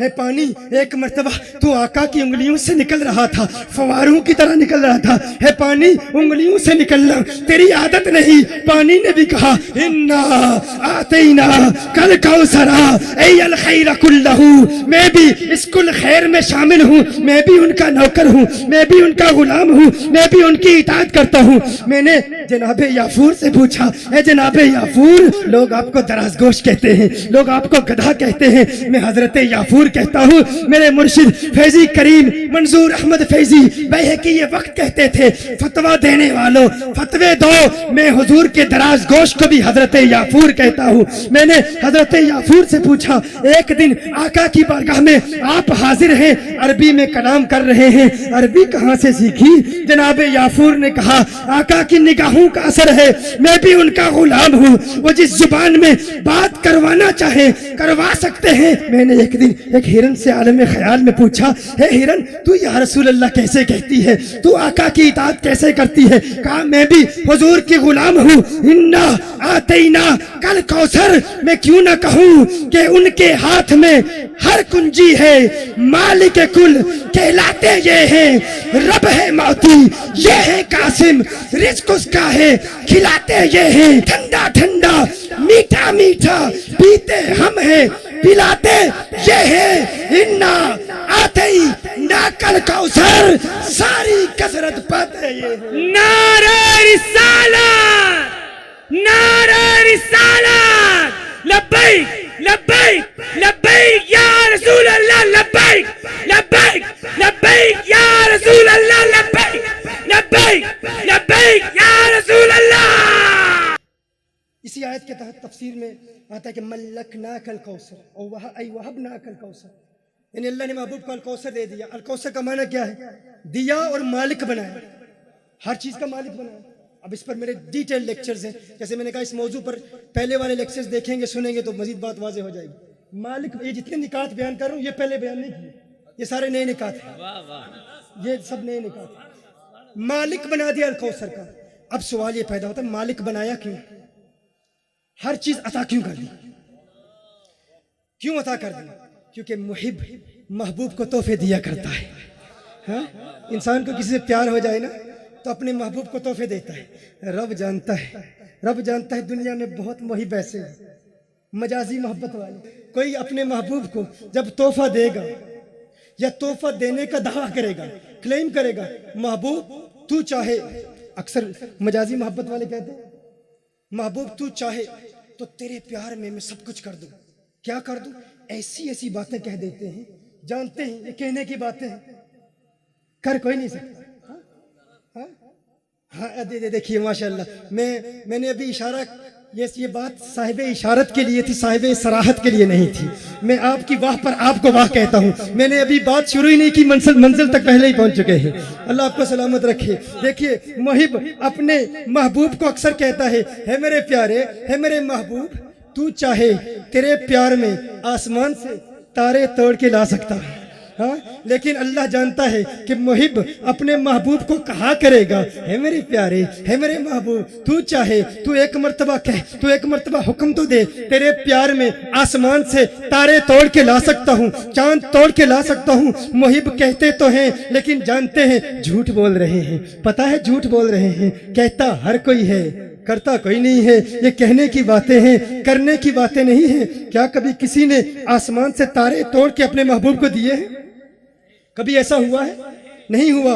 रब जानता है लोग कहेंगे, ऐसे मुहावरे बनेंगे, ऐसी शायरी भी होगी, लेकिन ये मजाजी मोहब्बत वालों के दावे हैं, है मजाजी मोहब्बत वाले। अल्लाह फरमाता है मुझे अपने महबूब से प्यार है मेरे महबूब। लोग कहा करेंगे महबूब से, महबूब तेरे प्यार में चांद ला सकता हूँ, कहेंगे करेगा कोई नहीं, लेकिन मेरे महबूब एक मर्तबा उंगली उठा के देख, तेरे प्यार में चांद को दो टुकड़े न कर दूं। गुलाम है गुलाम ये रसूल में जो हो ना इश्क मुस्तफा। ये मकाम है, ये इस वक्त इश्क की प्यास है। कहा पानी तो नहीं पीना, अरे कहा पानी नहीं पीना, मैं पानी पर ही बात कर देता हूँ। हाँ, जब इश्क की प्यास लगती है तो पानी फिर वो प्यास बुझा नहीं सकता। दुनिया के सारे दरियाओं का पानी दे दो, इश्क की प्यास दीदारे मुस्तफ़ा से बुझती है। हाँ, हजरत सैयदना यहाँ पर एक और बात बता दूं।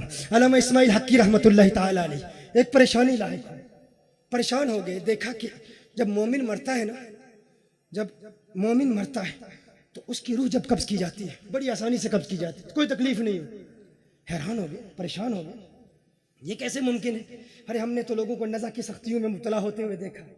हाँ, आंखें निकल आती हैं, जुबानें बाहर निकल आती हैं, चीखें निकल आती हैं, बड़ी तकलीफ से लोग गुजरते हैं। हैरान थे अल्लामा इस्माइल हक्की रहमतुल्लाह ताला। इसी परेशानी में नींद आ गई, सो गए। किस्मत ने अंगड़ाई ली, कौनैन के वाली, खिसरवे खूबा, सयाह लामका, नाज़िश हर दो जहां सल्लल्लाहु अलैहि वसल्लम ने दीदार कराया, आका का दीदार किया। आका ने फरमाया सूरा यूसुफ की तिलावत कर, सूरा यूसुफ की तिलावत कर। परेशान थे, हैरान थे कि जब इंसान मरता है तो तकलीफ कैसे नहीं होती, ये कैसे मुमकिन है? जब रूह कब्ज़ की जाती है, जब इंसान नज़ा की सख्ती में मुब्तला होता है तो ये बड़ी मुश्किल मंजिल है। आका ने इरशाद फरमाया सूरा यूसुफ तिलावत कर। सुबह उठे, आँख खुली, सूरा यूसुफ तिलावत कर। तो पहली आयत जिस पर नजर पड़ी वो क्या थी? कत्ताना अयदियहुन्ना। मिस्र की औरतों ने जब हजरत यूसुफ अलैहिस्सलाम को देखा, हाथ में सेब थे, हाथ में چھریاں تھیں، انگلیاں کٹ گئی، حسن یوسف میں ایسی مبہوت ہو گئی، حسن یوسف کو دیکھ کر ایسے بے ہوش ہو گئی، انگلیاں کٹ گئی، اف تک نہ کی، درد نہ ہوا، تکلیف نہ ہوئی۔ علامہ اسماعیل حقی نے بات سمجھ لی کہ حضور نے کس طرف اشارہ فرمایا ہے۔ میرے آقا کا اشارہ کس طرف تھا؟ فرمایا سورہ یوسف تلاوت کر لے، تو کہتا ہے مومن مرتا ہے تکلیف نہیں ہوتی، کہا اگر مصر کی عورتوں نے حسن یوسف کو دیکھا، یہ حسن یوسف ہی کا اثر تھا، انگلیاں کٹ گئی، درد ہوا، محسوس نہ ہوا، ارے حسن مصطفیٰ کا یہ اثر ہے۔ مومن جب دنیا سے جاتا ہے، مدینے والے کا چہرہ دیکھتا ہے، درد ہوتا ہے، محسوس نہیں ہوتا۔ نعرہ رسالت، نعرہ رسالت۔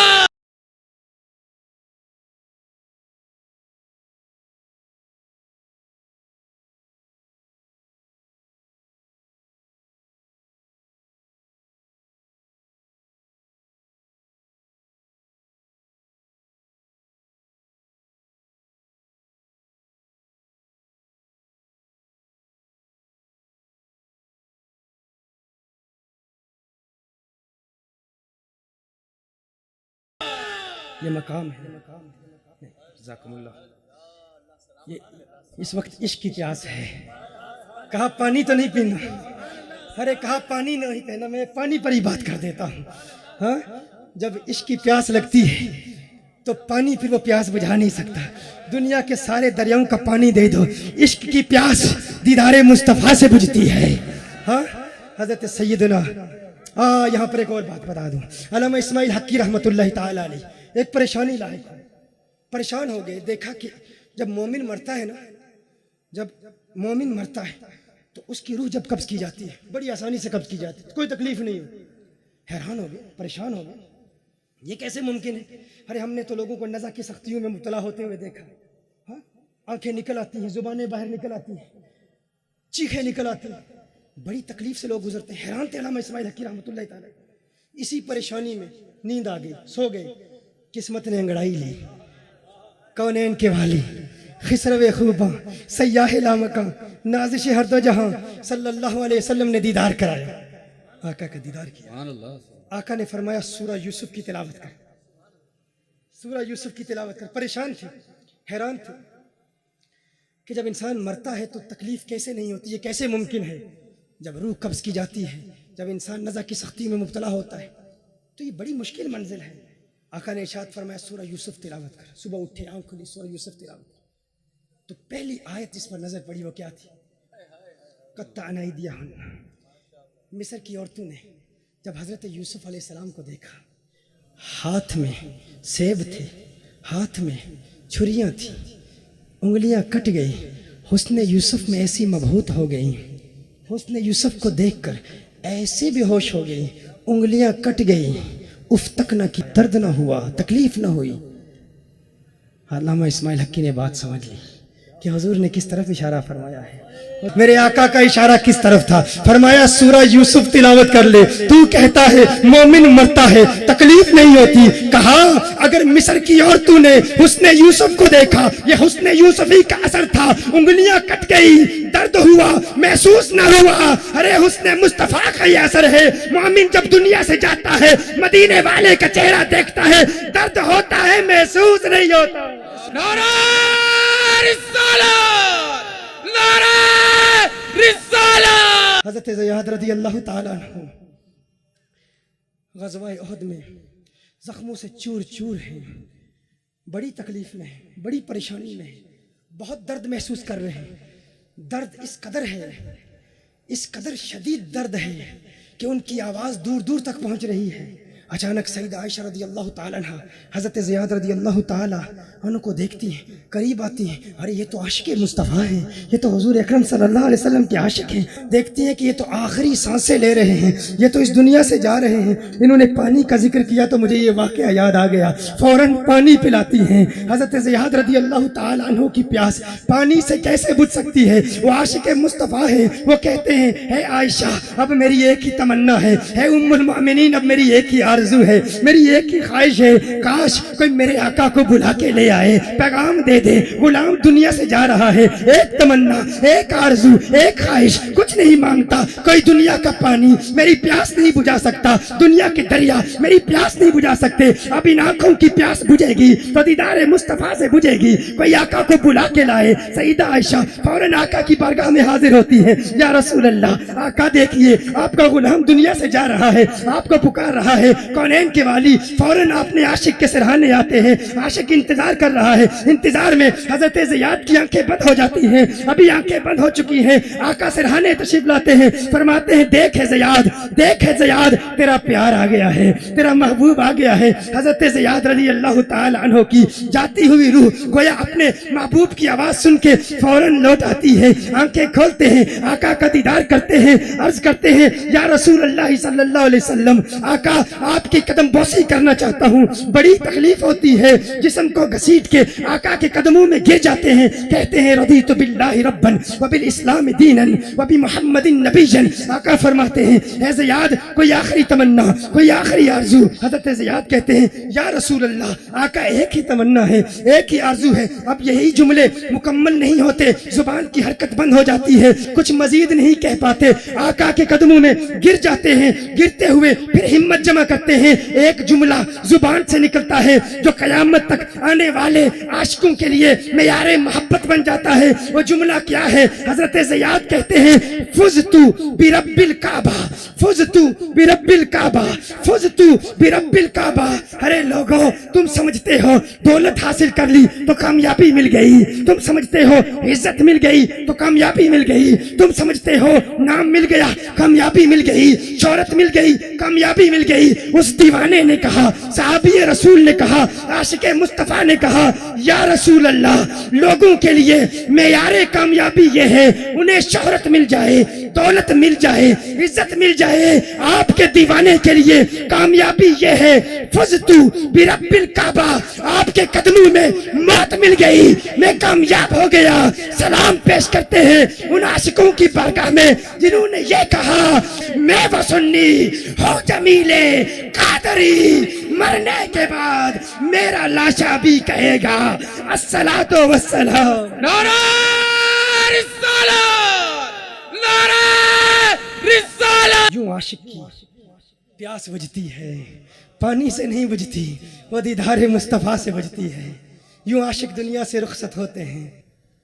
یہ بھی خیال گزرتا ہے کہ تم اتنی شان بیان کرتے ہو آقا کی, یوں عظمتیں بیان کرتے ہو, ایسا ممکن کیسے ہے کہ آقا کو اللہ اتنی عظمتیں عطا فرمائے؟ اب میں چونکہ یورپ میں رہتا ہوں, برطانیہ میں لیکچرز ہوتے ہیں, وہاں پر بے شمار مستشرقین اسلام پر اعتراض کرتے ہوئے جو کچھ وہ لکھتے ہیں, کچھ نام نہاد مسلمان بھی پڑھ کے اسی کو استعمال کرتے ہیں اور پھر اسلام پر تنقید کرتے ہیں, اور یہ کہہ دیا جاتا ہے کہ حضور اکرم صلی اللہ علیہ وسلم, ارے وہ تو ہماری طرح ہے, ہم میں اور ان میں فرق کیا؟ میں کہتا ہوں بھائی حضور اکرم صلی اللہ علیہ وسلم عام انسانوں کی طرح ہوں, یہ تو ہو ہی نہیں سکتا, ناممکن ہے. انبیاء بھی حضور کی شان کا مقابلہ نہیں کر سکتے, کوئی نبی بھی حضور کی شان کا مقابلہ نہیں کر سکتا, ناممکن ہے. اب یہ تھوڑا سا اس پانی سے رخ بدل گیا گفتگو کا, ہاں کچھ دیدار مصطفیٰ صلی اللہ علیہ وسلم کے حوالے سے دو چار باتیں عرض کر دوں. دیکھیے اللہ جل وعلا قرآن میں ارشاد فرماتا ہے وَإِذْ قُلْتُمْ يَا مُوسَى لَن نُؤْمِنَ لَكَ حَتَّى نَرَى اللَّهَ جَهْرَةً. حضرت موسیٰ علیہ السلام کی قوم نے موسیٰ علیہ السلام سے کہا تھا, ہے موسیٰ ہم اس وقت تک اللہ پر ایمان نہیں لائیں گے جب تک اللہ کو دیکھ نہ لیں, جب تک اللہ کو دیکھ نہ لیں اس وقت تک اللہ پر ہم ایمان نہیں لاتے. آج دنیا بھر میں آپ ہر طرف دیکھیں آپ کو غیر مسلموں کی عبادت گاہیں نظر آئیں گی, کہیں چرچز نظر آئیں گے, کہیں مندر نظر آئیں گے, گرجا گھر نظر آئیں گے, سینیگاگز نظر آئیں گے. یہ غیر مسلموں کی عبادت گاہیں کیا پیغام دے رہی ہیں؟ پیغام یہی ہے, اس میں تو کوئی شک نہیں, ہمیشہ سے لوگ اللہ کے متلاشی ہیں, اللہ کو تلاش ضرور کر رہے ہیں. اللہ کی تلاش, اللہ کی جستجو, اللہ کو دیکھنے کی تمنا, یہ انسان کی فطرت میں ودیت کر دی گئی ہے, رکھ دی گئی ہے. ہر چند کے جو لوگ تلاش کرتے رہے انہوں نے خطائیں کی, غلطی کی, تلاش نہیں کر پائے, کوئی مندر میں تلاش کر رہا ہے، کوئی اللہ کو چرچ میں تلاش کر رہا ہے. لوگوں نے ٹھوکر کھائی، اس میں کوئی شک نہیں، لیکن یہ بات تو ہے نا کہ ہمیشہ سے لوگوں کے اندر اللہ کی جستجو ہے. لوگ دیکھنا چاہتے ہیں، اللہ کے دیدار کی تمنا ہے. یہ آرزو ہر شخص میں ہمیشہ سے رہی ہے. اسی وجہ سے پوری دنیا میں مندر ہیں، دیگر عبادت گاہیں ہیں. اور ماضی کے انبیاء، ان کی امتیں اپنے انبیاء سے یہ سوال بھی کیا کرتی تھی، اگر آپ نے اللہ کو دیکھا ہے تو ہمیں بھی دکھاؤ. اگر آپ نے اللہ کو دیکھا ہے تو ہمیں بھی دکھاؤ. میں ایک سوال پوچھنا چاہتا ہوں. یہاں علماء بیٹھے ہیں، حضرت علامہ صاحب بیٹھے ہیں، حیدری صاحب بیٹھے ہیں، علماء مدرسین بیٹھے ہیں. میں آپ سے یہ پوچھنا چاہتا ہوں، جس طرح موسیٰ علیہ السلام کی امت نے کہا لن نؤمن لک حتی نری اللہ جہرۃ، ہم ہرگز ایمان نہیں لائیں گے جب تک اللہ کو دیکھیں گے نہیں. اللہ کو دیکھیں گے نہیں تو ایمان نہیں لائیں گے. اگر دیکھا ہے آپ نے تو دکھا دو. کیا وجہ ہے؟ آخر کیا وجہ ہے؟ حدیث کا تمام ذخیرہ جمع کر کے دیکھ لو. اگر تمہاری نظر سے کوئی ایسی حدیث گزری ہے تو مجھے دکھا دو، میری اصلاح کر دو. کیا وجہ ہے کہ حضور اکرم صلی اللہ علیہ وسلم کے کسی امتی نے حضور کو دیکھنے کے بعد کبھی یہ نہیں کہا اگر آپ نے دیکھا ہے تو ہمیں بھی دکھا دو.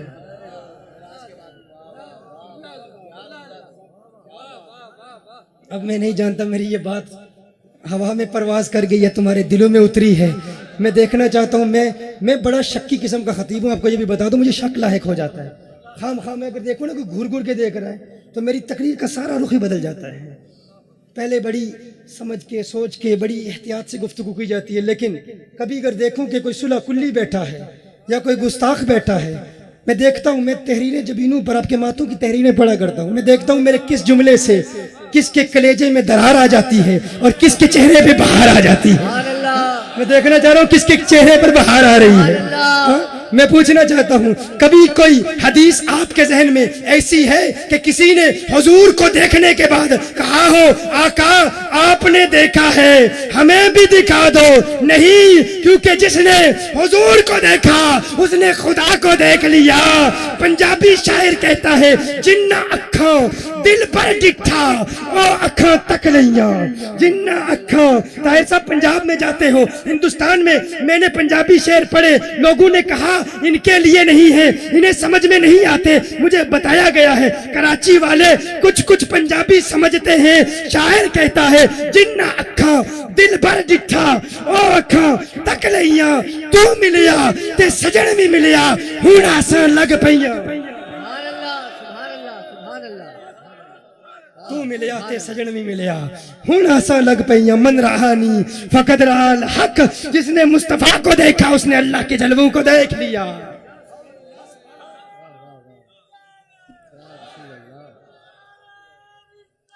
یہ میرے آقا کی عظمت ہے، یہ میرے آقا کا مقام ہے. دیکھیے کوئی نبی حضور کی طرح نہیں ہے. حضرت موسیٰ علیہ السلام کے ہاتھ پر، ان کے ہاتھ پر مہر نبوت تھی. ماضی کے انبیاء کے ہاتھوں پر مہر نبوت تھی. آپ کو پتہ ہے اس بات کا؟ موسیٰ علیہ السلام کے ہاتھ پر مہر نبوت تھی. اوپر لکھا ہوا تھا لا الہ الا اللہ موسیٰ کلیم اللہ. حضرت عیسیٰ علیہ السلام کے ہاتھ پر مہر نبوت تھی. لکھا ہوا تھا لا الہ الا اللہ عیسیٰ روح اللہ. یعنی جو بھی حضرت موسیٰ علیہ السلام سے مصافحہ کرتا، ملاقات کرتا، دیکھ لیتا مہر نبوت ہے، پہچان لیتا اللہ کا نبی ہے. عیسیٰ علیہ السلام سے مصافحہ کرتا، مہر نبوت دیکھتا، پہچان لیتا اللہ کا نبی ہے. دیگر انبیاء سے مصافحہ کرتا، پہچان لیتا اللہ کا نبی ہے. سوال یہ پیدا ہوتا ہے میرے آقا آپ کے ہاتھ پر مہر نبوت کیوں نہ تھی؟ کہا محبوب تیرا چہرہ ہی ایسا خوبصورت ہے، ارے دیکھنے والا ہو ہی نہیں سکتا. تجھے دیکھ کر کہے میں پہچانتا نہیں ہوں، جو دیکھے گا کہے گا لا الہ الا اللہ محمد الرسول اللہ. نعرہ رسالت، نعرہ رسالت، نعرہ رسالت، نعرہ رسالت. سبحان اللہ، سبحان اللہ، سبحان اللہ. جو پھر بھی نہ پہچانے وہ ابو لہب ہوا کرتا ہے. وہ منافق ہے جو دیکھ کے نہ پہچانے. جو عاشق ہوتا ہے محبوب اسے مہر نبوت دیکھنے کی حاجت ہی نہیں. تیرا چہرہ ہی اتنا سونا ہے پیارے، جو تیرے چہرے کو دیکھ لے گا پہچان لے گا. یہ محبوب کا حسن ہے، سبحان اللہ، یہ سبحان اللہ، محبوب کا حسن ہے، اللہ اللہ، سبحان اللہ، سبحان تم اللہ. کہتے ہو. اور دیکھیے ماضی کے انبیاء میں امام زرقانی نے اسے خصوصیات مصطفیٰ صلی اللہ علیہ وسلم میں لکھا ہے، ماضی کے انبیاء اپنی امتوں کے قبروں میں نہیں جایا کرتے تھے. یہ حضور کا ترہ امتیاز ہے، یہ فقط حضور کی خصوصیت ہے، یہ میرے آقا کا خاصہ ہے. حضور کی اسپیشلٹی ہے کہ حضور امتی کی قبر میں بھی جاتے ہیں. کیوں؟ کیونکہ امتی قبر میں بھی آقا کا دیدار کرنا چاہتا ہے. اس نے مصطفیٰ کو دیکھ کے اللہ کے جلوے دیکھتا ہے. اور دیکھیے پھر قبر میں پھر سوال کیا ہوتے ہیں، کیا خوبصورت سوال ہوتے ہیں. ایک شخص مجھے کہتا ہے تم لوگ بہت کہتے ہو سنی ہیں، یہ سنیت کیا ہے؟ سنی نہ کہا کرو، ہم مسلم ہیں، مسلمان ہونا ہی کافی ہے. میرے لیے مسلمان ہونا ہی کافی ہے، یہی تعارف کافی ہے. یہ کیا کہتے ہو ہم سنی ہیں، اہل سنت ہے، یہ کہنے کی کوئی ضرورت نہیں. میں نے کہا یہ مجھے نہ کہہ تم، یہ قبر میں منکر نکیر کو کہنا. کہا کیوں بھائی؟ کہا کیوں؟ میں نے کہا قبر میں کیا سوال ہوں گے؟ پہلا سوال ہوگا من ربک، تیرا رب کون ہے؟ وہ کہے گا ربی اللہ، میرا رب اللہ. دوسرا سوال ہوگا ما دینک، تیرا دین کیا ہے؟ وہ کہے گا دین الاسلام. جب اس نے کہا دین الاسلام تو اس کا مطلب کیا ہے؟ میں مسلمان ہوں.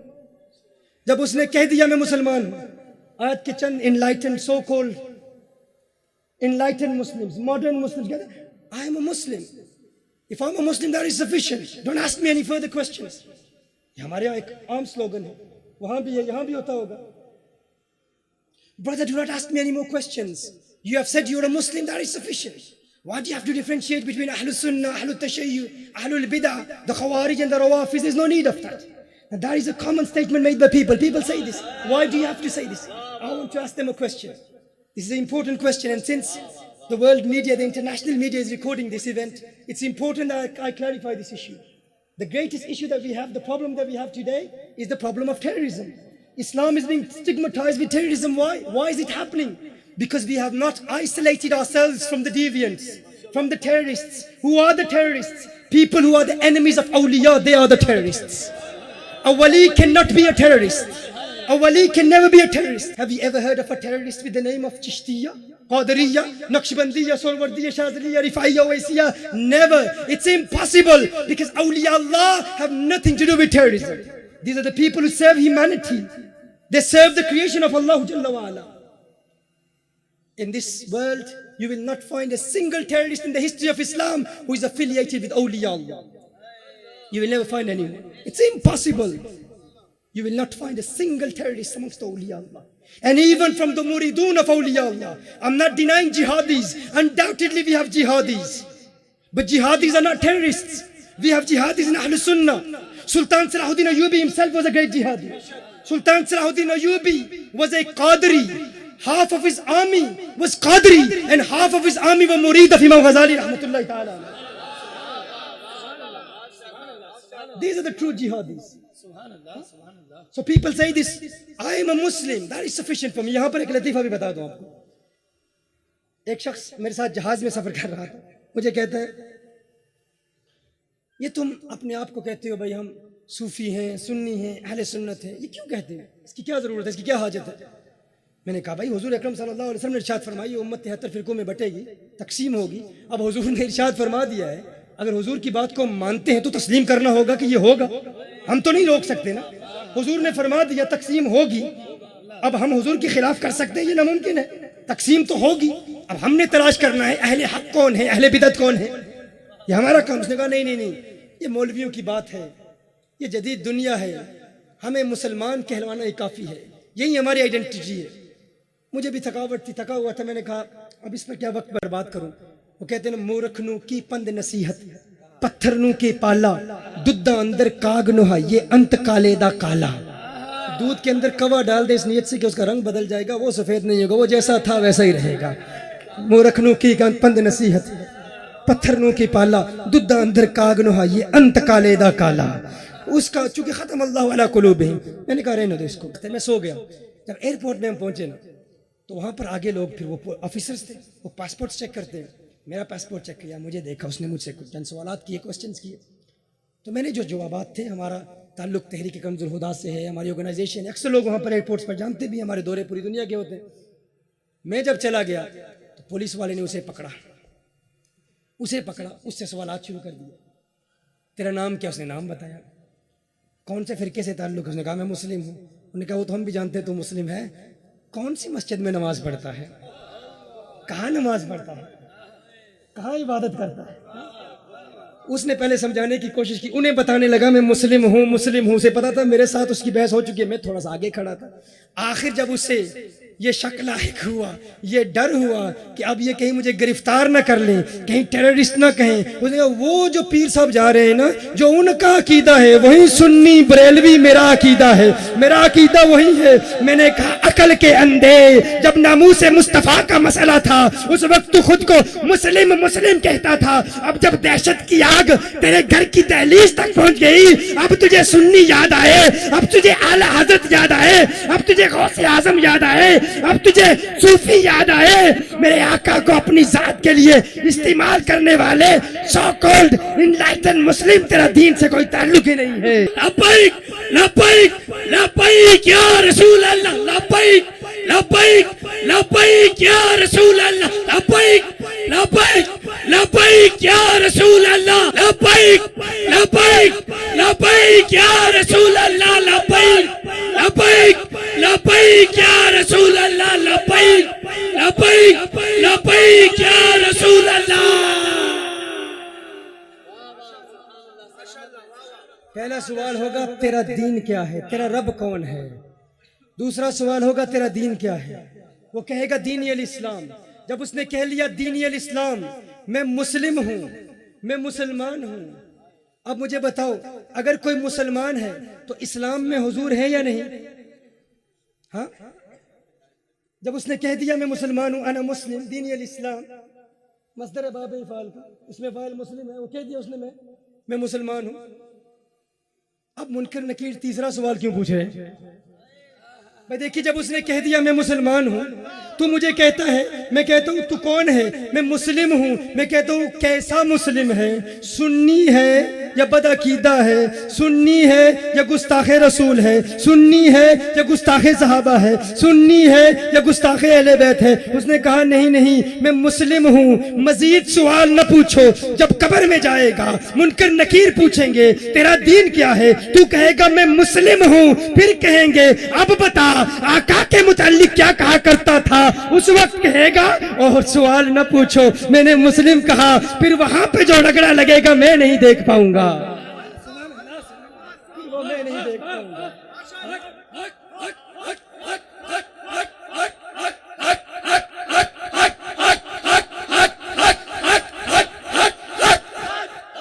دینی الاسلام جب کہا میں مسلم ہوں, اب مزید سوال کی کوئی ضرورت نہیں ہے. ہاں منکر نکیر سوال پوچھیں گے. وہ کیوں سوال پوچھیں گے؟ وہ جانتے ہیں بے شمار لوگ ایسے ہیں جو کہتے ہیں میں مسلم ہوں, حضور کو کیوں مانتے ہو؟ وہ کہتے ہیں اس لیے مانتے ہیں چونکہ اسلام کا حکم ہے, اس لیے حضور کو مانتے ہیں, اس لیے اسلام کو نہیں مانتے کیونکہ حضور کا حکم ہے, حضور کو اس لیے مانتے ہیں کیونکہ اسلام کا حکم ہے. اکثر یہ جملہ کہا جاتا ہے, اکثر لوگ کہتے ہیں ان سے پوچھو حضور کو کیوں مانتے ہو, کہا اسلام کا حکم ہے. میں کہتا ہوں تمہارا یہ اعتراض کرنا, ہم حضور کو مانتے ہیں, بس اتنا مانتے ہیں جتنا اسلام کا حکم ہے, فقط اس لیے مانتے ہیں کیونکہ اسلام کہتا ہے. حضور کو مانتے ہیں لیکن حضور کا وہ احترام نہیں کرتے جو تم کرتے ہو, حضور سے وہ محبت نہیں کرتے جو تم کرتے ہو, حضور کی محفل میلاد نہیں مناتے جیسے تم مناتے ہو, عظمت مصطفیٰ کے ترانے نہیں الاپتے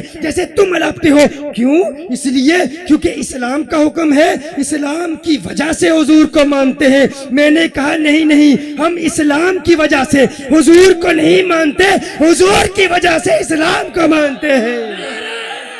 رسالت نعرہ رسالت نعرہ رسالت نعرہ رسالت. تیسرا سوال اسی لیے کیا جائے گا تاکہ یہ واضح ہو جائے. اس نے کہا میں مسلم ہوں, اب تیسرا سوال کیا ہے, حضور کے متعلق کیا کہا کرتا تھا کہ ان کی وجہ سے اسلام کو مانتا ہے یا اسلام کی وجہ سے ان کو مانتا ہے. یہ حد امتیاز, یہ حد فاصل, یہ آئسولیٹنگ فیکٹر, یہ ڈسٹنگوشنگ مارک کب منقع, کب واضح ہوتا ہے؟ جب جواب دیا جاتا ہے, جب وہ کہتا ہے مر کے پہنچا ہوں یہاں اس دل ربا کے واسطے. وہ کہتا ہے انہی کے واسطے تو موت کو سینے سے لگایا ہے. ہاں تو کیسے کہتا ہے کوئی فرق نہیں ہے؟ تو کہتا ہے ہم اور مصطفیٰ کریم صلی اللہ علیہ وسلم میں فرق نہیں ہے، حضور ہماری طرح، ہم حضور کی طرح. میں تجھ سے پوچھنا چاہتا ہوں تو کیسے یہ دعویٰ کر سکتا ہے؟ تو آخر کس اعتبار سے حضور کی طرح ہے؟ تو کیسے حضور کی طرح ہے؟ تجھے فرق نظر نہیں آتا؟ تو اپنی عبادات کو دیکھ، تو اپنے انداز تکلم کو دیکھ، تو اپنی گفتار کو دیکھ، تو اپنے کردار کو دیکھ، اپنے چہرے کو دیکھ. یہ منہ اور مسور کی دال، تو اپنے چہرے کو دیکھ، ان کے چہرے میں سورج تیرتا ہے. حضور کے صحابہ فرماتے ہیں کأن الشمس تجری فی وجہہی، حضور کا حسن ایسا ہے کہ ان کے چہرے میں سورج تیر رہا ہے. تو کہتا ہے میں حضور کی طرح، حضور میری طرح. اپنی عبادت کو دیکھ لے، اپنی نماز کو دیکھ لے، تو اپنے کلمے کو دیکھ لے. تو کلمہ پڑھتا ہے لا الہ الا اللہ محمد الرسول اللہ، حضور کلمہ پڑھتے ہیں لا الہ الا اللہ انا رسول اللہ. تو کلمہ پڑھتا ہے اللہ کے سوا کوئی معبود نہیں، محمد اللہ کے رسول ہیں. حضور کلمہ پڑھتے ہیں اللہ کے سوا کوئی عبادت کے لائق نہیں، میں اللہ کا رسول ہوں. تیرا کلمہ حضور کے کلمے کی طرح نہیں، تیری نماز حضور کی نماز کی طرح نہیں. تو نماز پڑھتا ہے، کتنی نمازیں فرض ہیں تجھ پر؟ 5 نمازیں فرض ہیں. حضور کے لیے فرمایا وَمِنَ اللَّيْلِ فَتَحَجَّدْ بِهِ نَافِلَةً لَكَ. حضور پر 6 نمازیں فرض، تجھ پر 5 نمازیں فرض. تیری نماز حضور کی نماز کی طرح نہیں، تیرا روزہ حضور کے روزے کی طرح نہیں. تو نفلی روزہ رکھتا ہے، سحری بھی ہے، افطار بھی ہے. حضور نفلی روزہ رکھتے ہیں، صوم وصال رکھتے ہیں، نہ سحری ہے نہ افطار ہے. صحابہ نقل کرنے کی کوشش کرتے ہیں، نحیف ہو جاتے ہیں، کمزور ہو جاتے ہیں، ٹانگوں پر کھڑے نہیں رہ سکتے. حضور فرماتے ہیں کیا کر رہے ہو؟ آپ کی نقل کر رہے ہیں. حضور فرماتے ہیں ایکم مثلی، ایکم مثلی، ایکم مثلی، لست کہیئتکم لست مثلکم. کون ہے تم میں میری طرح؟ میں تمہاری طرح نہیں، تم میری طرح نہیں. بخاری کی حدیث، صحیح مسلم کی حدیث. حضور ہماری طرح نہیں، ہم حضور کی طرح نہیں. تیرا کلمہ حضور کے کلمے کی طرح نہیں، تیری نماز حضور کی نماز کی طرح نہیں، تیرا روزہ حضور کے روزے کی طرح نہیں، تیری زکوٰۃ حضور کی زکوٰۃ کی طرح نہیں. تیرے ارکان اسلام 5، حضور کے اس ارکان اسلام 4. کیا تو جانتا ہے حضور پر زکوٰۃ فرض ہی نہیں ہے؟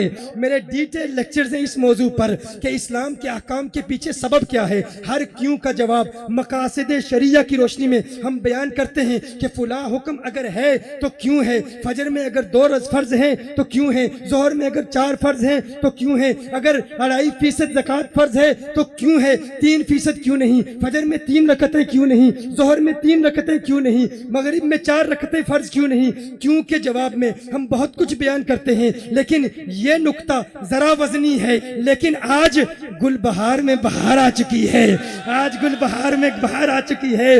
آج آج آج گولی مار کے پڑوس میں بہار آ چکی ہے. گولی مارنے والے ختم، دہشت گردی ختم، آج عاشقوں کی بہار ہے. اس خوبصورت میدان میں ایک انتہائی خوبصورت علمی نقطہ پیش کرتا ہوں. نقطہ وزنی ہے لیکن عاشق بیٹھے ہیں، اسے اٹھا لیں گے انشاءاللہ، مجھے یقین ہے اٹھا لیں گے. تیار ہو؟ دیکھو حضور پر زکوٰۃ فرض کیوں نہیں ہے. کبھی اس پر غور کرنے کی کوشش کی؟ حضور پر زکوٰۃ فرض کیوں نہیں ہے؟ زکوٰۃ فرض اس لیے نہیں ہے. زکوٰۃ ادا کیسے ہوتی ہے؟ ادائیگی فرض کے لیے، ادائیگی زکوٰۃ کے لیے یہ ضروری ہے کہ زکوٰۃ مالک کے ملک سے نکل کر قابض کے ملک میں آ جائے. زکوٰۃ اس وقت ادا ہوتی ہے جب مالک کے ملک سے نکل کر، کون میری بات سمجھ رہے ہیں؟ ہاتھ اٹھائیں مجھے پتہ چلے. ماشاءاللہ تو عوام بھی سمجھ رہے ہیں. مالک کی ملک سے نکل کر قابض کی ملک میں آ جائے تو زکوٰۃ ادا ہو جاتی ہے. دیکھیے کیا ایک باپ اپنے بیٹے کو زکوٰۃ دے سکتا ہے؟ نابالغ بیٹے کو باپ زکوٰۃ دے سکتا ہے؟ کیوں؟ کہا الولد وما فی یدہ کان لابیہ، الولد وما فی یدہ کان لابیہ. بیٹا اور جو کچھ بھی بیٹے کے پاس ہے، بیٹا اور بیٹے کی ساری دولت وہ در حقیقت اس کے باپ ہی کی دولت ہوتی ہے.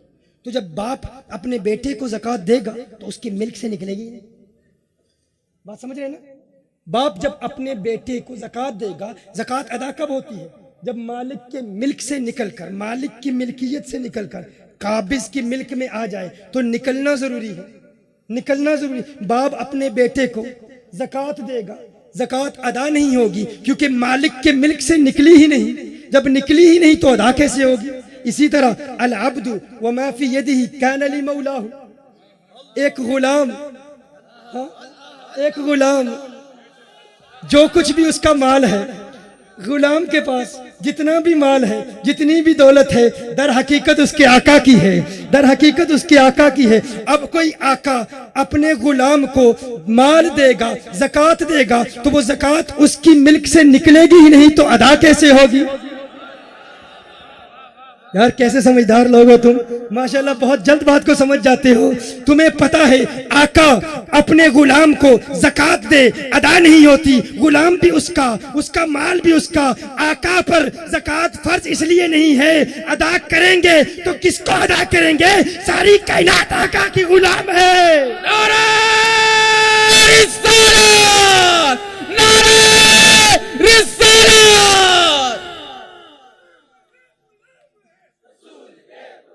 غلامی رسول میں جو ہونا عشق مصطفیٰ، ہم عظمت رسول کے۔ پتا چلا ان پر زکوٰۃ فرض ہی نہیں، تیرا کلمہ آقا کے کلمے کی طرح نہیں، تیری نماز آقا کی نماز کی طرح نہیں، تیرا روزہ آقا کے روزے کی طرح نہیں، تیری زکوٰۃ آقا کی زکوٰۃ کی طرح نہیں۔ تو اپنی اولاد کو دیکھ، اپنی فیملی کو دیکھ، تو اپنی ازواج کو دیکھ، اپنی زوجہ کو دیکھ، اور آقا کی ازواج مطہرات کو دیکھ، وہ تو امہات المؤمنین ہیں۔ ان کے لیے ارشاد فرمایا یا نساء النبی لستن کاحد من النساء، ہے میرے محبوب کی ازواج مطہرات، تم عام عورتوں کی طرح نہیں۔ میں کہتا ہوں آقا کی ازواج مطہرات اگر عام عورتوں کی طرح نہیں تو آقا عام انسانوں کی طرح کیسے ہو سکتے ہیں؟ ارے تیری زوجہ آقا کی ازواج مطہرات کی طرح نہیں۔ تو اپنے آپ کو دیکھ، اپنے جسم کو دیکھ، اپنے اعضاء کو دیکھ، اپنے ہاتھوں کو دیکھ، اپنی انگلیوں کو دیکھ، اپنی آنکھوں کو دیکھ، اپنے تھوک کو دیکھ، ذرا تھوک کر دیکھ۔ تیرے تھوک کو جو دیکھے گا نفرت محسوس کرے گا، کراہت محسوس کرے گا، متنفر ہو جائے گا۔ تیرے تھوک پر کوئی تھوکنے کے لیے تیار نہیں۔ اور آقا کا لعاب دہن کیسا ہے، میرے آقا کا لعاب دہن کیسا ہے؟ حضرت سعد بن معاذ کو زخم ہوتا ہے، آقا کا لعاب دہن زخم پر ملتے ہیں، شفا یاب ہو جاتے ہیں۔ ان کے لعاب دہن سے لوگوں کو شفائیں ملتی ہیں۔ تیرے تھوک پہ کوئی تھوکنے کے لیے تیار نہیں، پھر بھی کہتا ہے وہ میری طرح ہے۔ تو اپنے خون کو دیکھ لے، تیرا خون نجاست غلیظہ ہے، کپڑے پر لگ جائے نماز ادا نہیں ہوتی۔ عبداللہ بن زبیر رضی اللہ تعالیٰ عنہ نے آقا کا خون مبارک چوس لیا تھا، اور حضرت مالک بن سنان رضی اللہ تعالیٰ عنہ نے آقا کا خون مبارک چوسا۔ صحابہ دیکھ رہے ہیں کہاں تھوکیں گے، کہاں تھوکو گے؟ کہا آقا کا خون ہے، اسے تھوک نہیں سکتا۔ کہا کیا کیا؟ کہا نگل لیا۔ آقا نے ارشاد فرمایا اب جسے دنیا میں جنتی کی زیارت کرنی ہے اسی کو دیکھ لے، اسی کو دیکھ لے۔ میں کہتا ہوں جس کے کپڑوں پر تیرا خون لگ جائے، نجاست غلیظہ ہے تیرا خون، اگر تیرا خون کسی کے کپڑے پہ لگ جائے، اگر نماز پڑھتا رہے، اگر اس نجاست کی حالت میں مستقل نماز پڑھتا رہے تو نماز کی توہین ہے، اور جو نماز کی توہین کرے جہنمی بنے۔ تیرا خون نمازی کو جہنمی بنا دیتا ہے، ان کا خون جس کے جسم میں چلا جائے وہ دنیا میں ہی جنتی بن جاتا ہے۔ لبیک لبیک لبیک یا رسول اللہ، لبیک لبیک لبیک یا رسول اللہ، لبیک لبیک لبیک یا رسول اللہ، لبیک لبیک لبیک یا رسول اللہ۔ اپنے پسینے کو دیکھ لے، تیرے پسینے سے بدبو آتی ہے، تجھے پسینہ آ رہا ہو، لوگ کراہت محسوس کرتے ہیں، نفرت کرتے ہیں۔ میرے آقا آرام فرما رہے ہیں، صحیح مسلم کی حدیث ہے، ام سلیم رضی اللہ تعالی عنہا میرے آقا کا پسینہ جمع کر رہی ہیں۔ میرے آقا آنکھ کھولتے ہیں، فرماتے ہیں ما تصنعین یا ام سلیم، ہے ام سلیم تو کیا کر رہی ہے؟ ام سلیم عرض کرتی ہیں یا رسول اللہ صلی اللہ علیہ وسلم نرجو برکتہ لصبیاننا، آپ کے پسینے سے اپنے بچوں کے لیے برکت جمع کر رہی ہوں، ان کے پسینے سے لوگوں کے بچوں کو برکت ملتی ہے، تیرے پسینے سے بدبو آتی ہے، تو پھر بھی کہتا ہے تو مصطفیٰ کی طرح ہے۔ تو کیسے مصطفیٰ کی طرح ہے؟ تو کس اعتبار سے آقا کی طرح ہے؟ تو اپنے ناک کی غلاظت کو دیکھ، تو اپنے ناک کو صاف کر، تیرے ناک سے گندگی نکلتی ہے۔ صحیح بخاری کی حدیث ہے، عروہ کہتے ہیں ما تنخم رسول اللہ صلی اللہ علیہ وسلم نخامتا الا قد وقعت فی کف رجل منهم فدلک بها وجهه وجلده ہوں ارے حضور جب بھی ناک مبارک صاف کرتے صحابہ آقا کے ناک کی رطوبت کو اپنے چہرے پہ مل لیا کرتے, اپنے جسم پر مل لیا کرتے. آقا وضو فرماتے, وضو کا پانی آقا کے جسم سے جدا ہوتا, صحابہ ایک دوسرے سے جھگڑتے کہ آقا کے وضو کا پانی زمین پہ نہ گرے, اپنے جسم پر ملتے, برکتیں حاصل کرتے. ارے تیرے ناک سے گندگی نکلتی ہے, ان کے ناک سے بھی نور نکلتا ہے, ان کے ناک سے بھی نور نکلتا ہے. تو کیسے کہتا ہے تو مصطفیٰ کی طرح, مصطفیٰ کریم تیرے طرح. ارے تو اپنے ہاتھ کو دیکھ لے, تو کسی بچے کے سر پر ہاتھ رکھے, بچے کو کچھ نہیں ہوتا. ابن حجر عسقلانی فرماتے ہیں میرے آقا کے ہاتھ سے نور کی کچھ ایسی شعائیں نکلتی تھی, جب آقا کسی بچے کے سر پر ہاتھ رکھ دیتے, عادتاً جس بچے کا قد جتنا 2 سالوں میں بڑھتا اتنا ہی قد 1 سال میں بڑھ جاتا. اب یہاں ایک اور بات آپ کو بتا دوں, سولر انرجی کا نام آپ نے سنا ہوگا نا. آپ جانتے ہیں شمسی توانائی کیا ہے؟ سولر انرجی پر آج کل تو بہت تحقیق ہو رہی ہے. سائنسدان کہتے ہیں اگر سولر انرجی کے انجیکشنز کسی چھوٹے قد والے کو لگائے جائیں تو اس کا قد بڑھ سکتا ہے. سولر انرجی کیا ہے؟ شمسی توانائی ہے. یاد ہے آپ کو سورج کا جلال اور مدینے کے چاند کا جمال؟ یاد ہے وہ نکتہ آپ کو؟ بھولے تو نہیں ہے نا؟ ہاں, سولر انرجی وہاں سے بھی لائٹ آتی ہے اور میرے آقا کے ہاتھوں سے بھی نور نکلتا ہے. ابن حجر عسقلانی فرماتے ہیں میرے آقا جس بچے کے سر پر ہاتھ رکھ دیتے, عادتاً جس بچے کا جتنا قد 2 سال میں بڑھتا اتنا ہی قد 1 سال میں بڑھ جاتا. میں کہتا ہوں سولر انرجی کے انجیکشنز کی باتیں کرنے والوں, نور مصطفیٰ کی شعاؤں کا تذکرہ بھی کیا کرو. یہ میرے آقا کے ہاتھ کی برکت ہے, یہ میرے آقا کے ہاتھ کی برکت ہے. حضرت سلمان فارسی رضی اللہ تعالی عنہ کے باغ کا واقعہ بھی یاد کر لیجئے. سولر انرجی, شمسی توانائی کے ماہرین کہتے ہیں اگر سولر انرجی کے انجیکشنز فصلوں کو لگائے جائیں تو جتنی فصلیں عادتاً 6 مہینے میں بڑھتی ہیں 10 دن میں اتنی ہی بڑھ جائیں.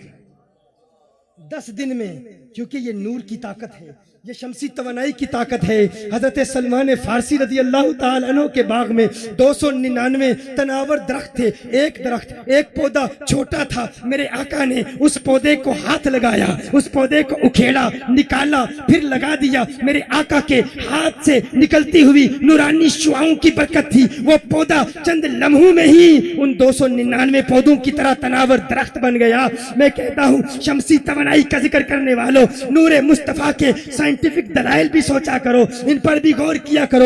ایکس ریز کے بارے میں کبھی آپ نے غور کیا یہ ایکس ریز کیا ہے؟ یہ ایکس ریز کیا ہے؟ جرمن فلسفر ایک ڈاکٹر ولہم, اس نے تحقیق کی. اس نے دیکھا کہ یہ جو الیکٹرو میگنیٹک ریڈیشن جب ہائی انرجی ان میں پیدا ہو جاتی ہے روشنی میں, تو کسی لکڑی پر جب یہ روشنی, اس نے دیکھا سبز روشنی کی شعائیں پھیلی ہوئی ہیں, لکڑی پر پڑتی ہیں, اس کو ٹرانسپیرنٹ بنا دیتی ہیں. وہ روشنی لکڑی کو ٹرانسپیرنٹ بنا دیتی ہے, لکڑی میں سے گزر جاتی ہے. پھر دیکھا میٹل میں سے گزر جاتی ہے. ایک دن اتفاق سے اس کا ہاتھ لگا, دیکھا ایک جانب سایہ ہے, دوسری جانب اس کی ہڈیوں کی پکچر بن گئی. یہ روشنی اگر بہت تیز شعائیں ہوں اس کی, کسی چیز پر پڑتی ہے تو اس کو ٹرانسپیرنٹ بنا دیتی ہے, سی تھرو بنا دیتی ہے. آپ نے دیکھا ایکس رے ہوتے ہیں تو آپ کے جسم پر اسی روشنی کی وجہ سے آپ کے اندر آپ کی ہڈیوں کی تصویریں بن جاتی ہیں. ایکس رے ہوتے ہیں نا, اتنا سب جانتے ہیں. میں ٹیکنیکل اصطلاحات استعمال نہیں کرتا, صرف اتنا بتانا چاہتا ہوں جب میرے آقا کا میلاد ہوا, سیدہ آمنہ فرماتی ہیں نور کی شعائیں نکلی. کیا اثر ہوا؟ کہا میں مکے میں تھی اور مکے سے میں نے شام کے محلات دیکھ لیے. آقا آپ دنیا میں آئے, آپ کی والدہ نے شام کے محلات کیسے دیکھ لیے؟ مکہ المکرمہ کے گرد بڑے بڑے پہاڑ ہیں. کہا ایکس رے والو تم کہتے ہو ہم ماڈرن دنیا کے ماننے والے ہیں, جدید تحقیقات کے ماننے والے ہیں. میں کہتا ہوں یہ عاشقوں کی محفل ہے, یہاں قرآن بھی پیش کیا جاتا ہے, حدیث بھی پیش کی جاتی ہے, یہاں سائنٹیفک فیکٹ سے بھی غیر مسلموں اور بدعقیدہ لوگوں کے منہ بند کیے جاتے ہیں. اگر ایکس رے کی روشنی اتنی طاقتور ہے کہ انسان کے جسم کو سی تھرو بنا دیتی ہے, ٹرانسپیرنٹ بنا دیتی ہے, میٹل سے گزر جاتی ہے, تو میرے آقا کے نور کی شعاؤں کا اثر یہ تھا کہ میرے آقا کی نور کی شعاؤں نے ان پہاڑوں کو ٹرانسپیرنٹ ट्रांसपेरेंट बना दिया, उन पहाड़ों को ट्रांसपेरेंट बना दिया। सईदा आमना ने मेरे आका के नूर को देखा, उस नूर का असर सईदा आमना की आंखों पर ऐसा हुआ, बेटी मक्का में है और शाम के महल्लात को देख रही है। मैं कहता हूँ जो नूरे मुस्तफा को देखे वो मक्का में हो, शाम को देख ले, आका का नूर मदीने में है और कराची वालों की महफिल को देख रहा है। नारा तकबीर, नारा रिसालत, नारा गौसिया, उलमा सुन्नत।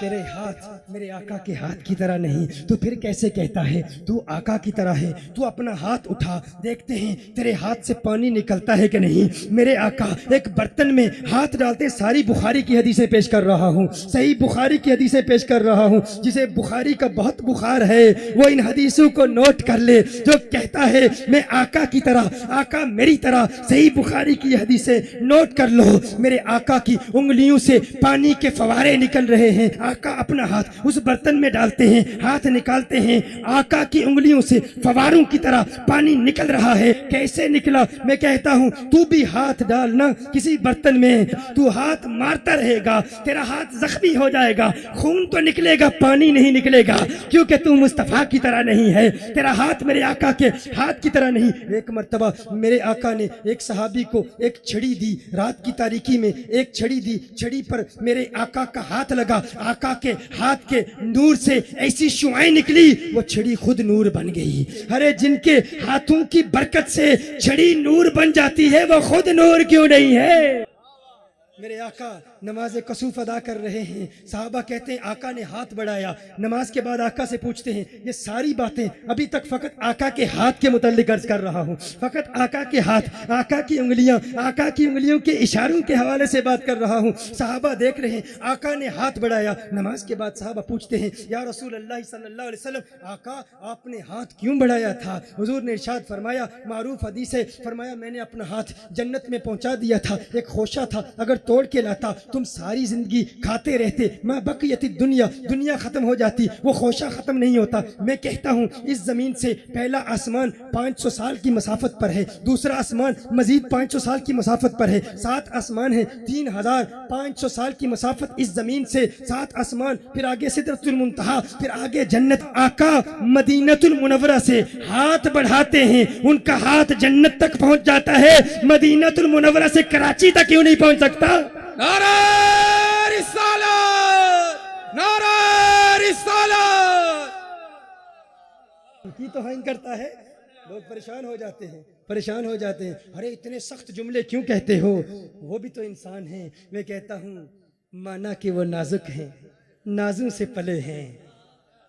सुनना, माना कि वो नाजुक हैं, नाजों से पले हैं, हम क्यों न जलाएं उनको, हम भी तो जले हैं, हम भी तो जले हैं। अरे वो हसद की आग में जलते हैं, हम इश्क की आग में जलते हैं। वो हसद की आग में जलते हैं, हम इश्क की आग में जलते हैं। मेरे गरीब नवाज अताउ रसूल फिल हिंद ख्वाजा खाजगा ख्वाजा मुईनुद्दीन चिश्ती अजमेरी फरमाते हैं, जिसे मोहम्मद अरबी से इश्क हो जाता है वो इश्क की आग में इस तरह जलता है, कोई गैर उसके दिल में आए जल के राख हो जाता है। मैं कहता हूँ तुम हसद की आग में जलते हो, हम इश्क की आग में जलते हैं। तुम्हें तुम्हारी जलन मुबारक, हमें हमारी जलन मुबारक। और देखते हैं किसकी जलन किसको कहां तक पहुंचाती है। रब्बे काबा की कसम, तुम्हारे हसद की जलन तुम्हें जहन्नुम तक पहुंचाएगी, हमारे इश्क की जलन हमें जन्नत तक पहुंचाएगी, क्योंकि हम रसूलुल्लाह के, जन्नत रसूलुल्लाह की। नारा रिसालत, नारा। तेरे हाथ उनके हाथों की तरह नहीं, उनके पाँव को देख ले, अपने पाँव को देख ले। तू परवाज करना चाहे तो तुझे एयरपोर्ट के चक्कर लगाने पड़ते हैं, टिकट खरीदना पड़ता है। मेरे आका परवाज करें, वो पाँव उठाएं, पाँव उठाएं। तू जरा पाँव उठा के देख, पाँव उठा, जमीन की ग्रेविटी। मुझे कहा गया था सैकड़ों नौजवान कॉलेजेस और यूनिवर्सिटी से आएंगे, उनके बड़े इश्काल है, 1-2 सवाल भी पूछ चुके हैं। ग्रेविटी को जानते हो? ग्रेविटी क्या है? कशिश शकल, हर चीज अपनी असल की तरफ لوٹتی ہے۔ ہماری اصل کیا ہے؟ یہی مٹی ہے، یہی زمین ہے۔ ہم اپنے پاؤں زمین سے اٹھاتے ہیں، زمین کی کشش ثقل ہمیں واپس اپنی طرف لے جاتی ہے۔ ایسا ہوتا ہے نا؟ ہر شخص یہ جانتا ہے، ہر شخص یہ مانتا ہے، زمین کی کشش ثقل ہمیں واپس زمین کی طرف لے جاتی ہے، کیونکہ یہی زمین ہماری اصل ہے۔ ہم اپنی اصل کی طرف لوٹتے ہیں، ہر شخص اپنی اصل کی طرف لوٹتا ہے۔ ہم پرواز کرنا چاہیں پرواز نہیں کر سکتے، لیکن میرے آقا پاؤں اٹھاتے ہیں، ساتوں آسمانوں کو چیرتے ہوئے، سدرۃ المنتہا سے گزرتے ہوئے ما فوق العرش تک کیسے پہنچتے ہیں؟ کیونکہ ہماری اصل یہ ہے، ہم اپنی اصل کی طرف لوٹتے ہیں۔ ان کی حقیقت کیا ہے؟ وہ اپنی حقیقت کی طرف لوٹتے ہیں۔ کس کی طرف لوٹتے ہیں؟ نہ حلیم بھید کھلا ہے یہ، نہ مقام چونو چرا ہے یہ۔ تو خدا سے پوچھ وہ کون تھا تیری بکریاں جو چرا گیا؟ تو پوچھتا ہے وہ کون ہے، کہاں سے آئے، کدھر گئے؟ تجھے سمجھ نہیں آئی؟ بریلی کا کلندر سمجھاتا ہے وہی ہے اول، وہی ہے آخر، وہی ہے ظاہر، وہی ہے باطن، اسی کے جلوے، اسی سے ملنے، اسی سے اس کی طرف گئے تھے، اسی کے جلوے اسی سے ملنے۔ تیرے ہاتھ ان کے ہاتھوں کی طرح نہیں، تیرے پاؤں ان کے پاؤں کی طرح نہیں،